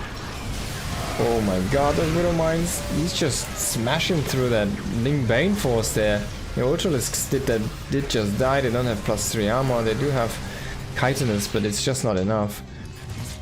The army on the left did really get decimated, so they're quite low. Only a few remain. And we do see a Spire coming up here from Solar, but how many times can he pay with inefficient costs on this map to try and win the game is the question. Now, of course, Terran operates differently. Like, Terran have to make way more structures, so there's a lot more money going into structures. They kind of need to be more efficient, right?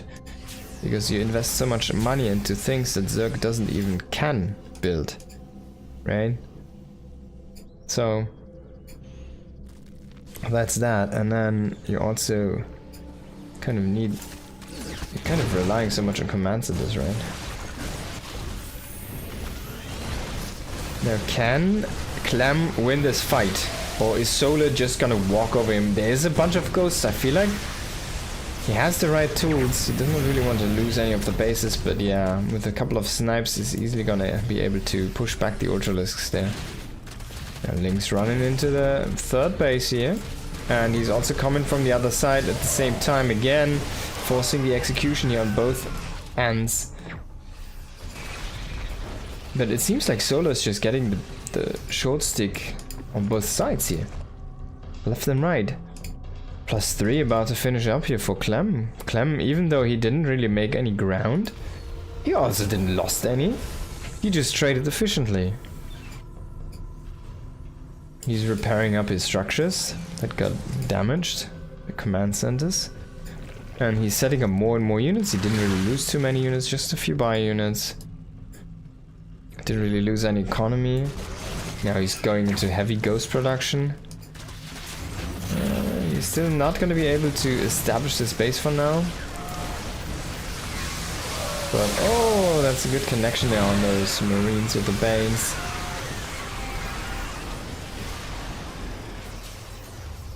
instantly re-landing the command center there. A bunch of roaches trying to sacrifice themselves here.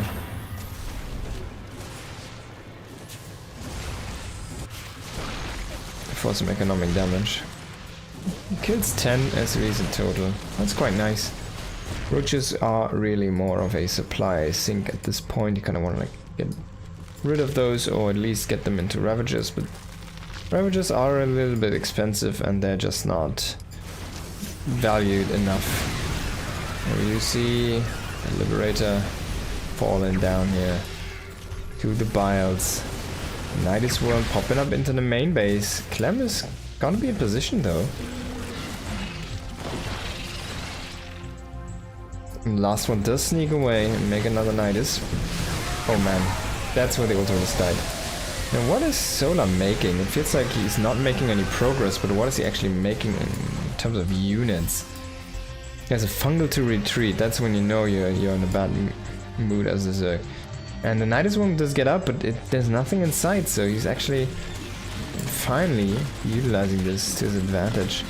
If you can get the Ghost Academy, that would be a nice pick. Already instantly rebuilding that, Clem.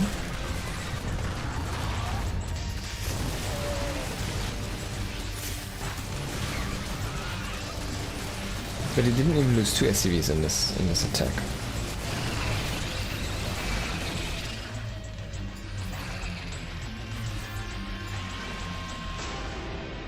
Now Burrow from Solar here on the way.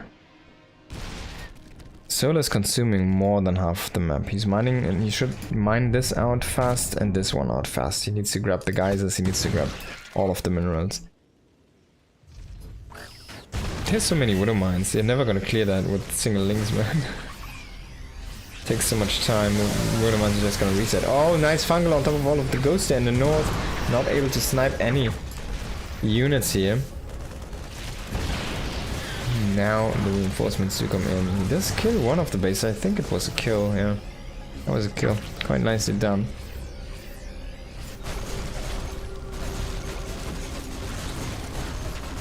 Clem moving through with the ghosts. Is he just pushing Solar back now?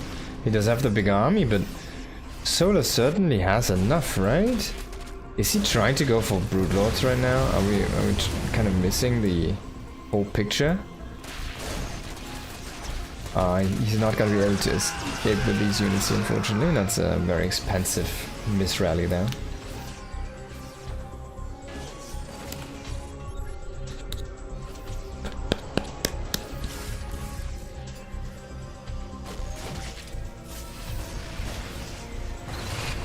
Solar's trying to come in again here, but he never really killed this planetary. Can he do it this time? Seems like the answer is finally yes, but there's so many bases behind us. It doesn't really matter. He's getting the reactor for the medevac energy, so they're gonna actually be able to afford a lot more healing. They're basically gonna double in value from their healing point of view. Just with the extra energy. Now, can Solar actually uses basic? Can he push back this Terran hammer that's trying to sledge down on his lawn? Oh, is he gonna get potentially overrun? Oh my god, if he loses all of the overseers there. You could just cloak. Do you even have cloak? Yeah, he does have cloak. So he's gonna kill the last overseer, and now he can always cloak. Yeah, GG, man. It doesn't matter, he just kills everything. There you go, Clem is gonna get a 3-0 in this best of 5 here. Woo! Clement, the beast. Really well done by him. And yeah, that's gonna be it for me for today. Thank you everybody for watching. I hope you had some fun and some entertaining games. I'm gonna go again at it tomorrow. Make sure to tune in. Thank you everybody. Peace and goodbye.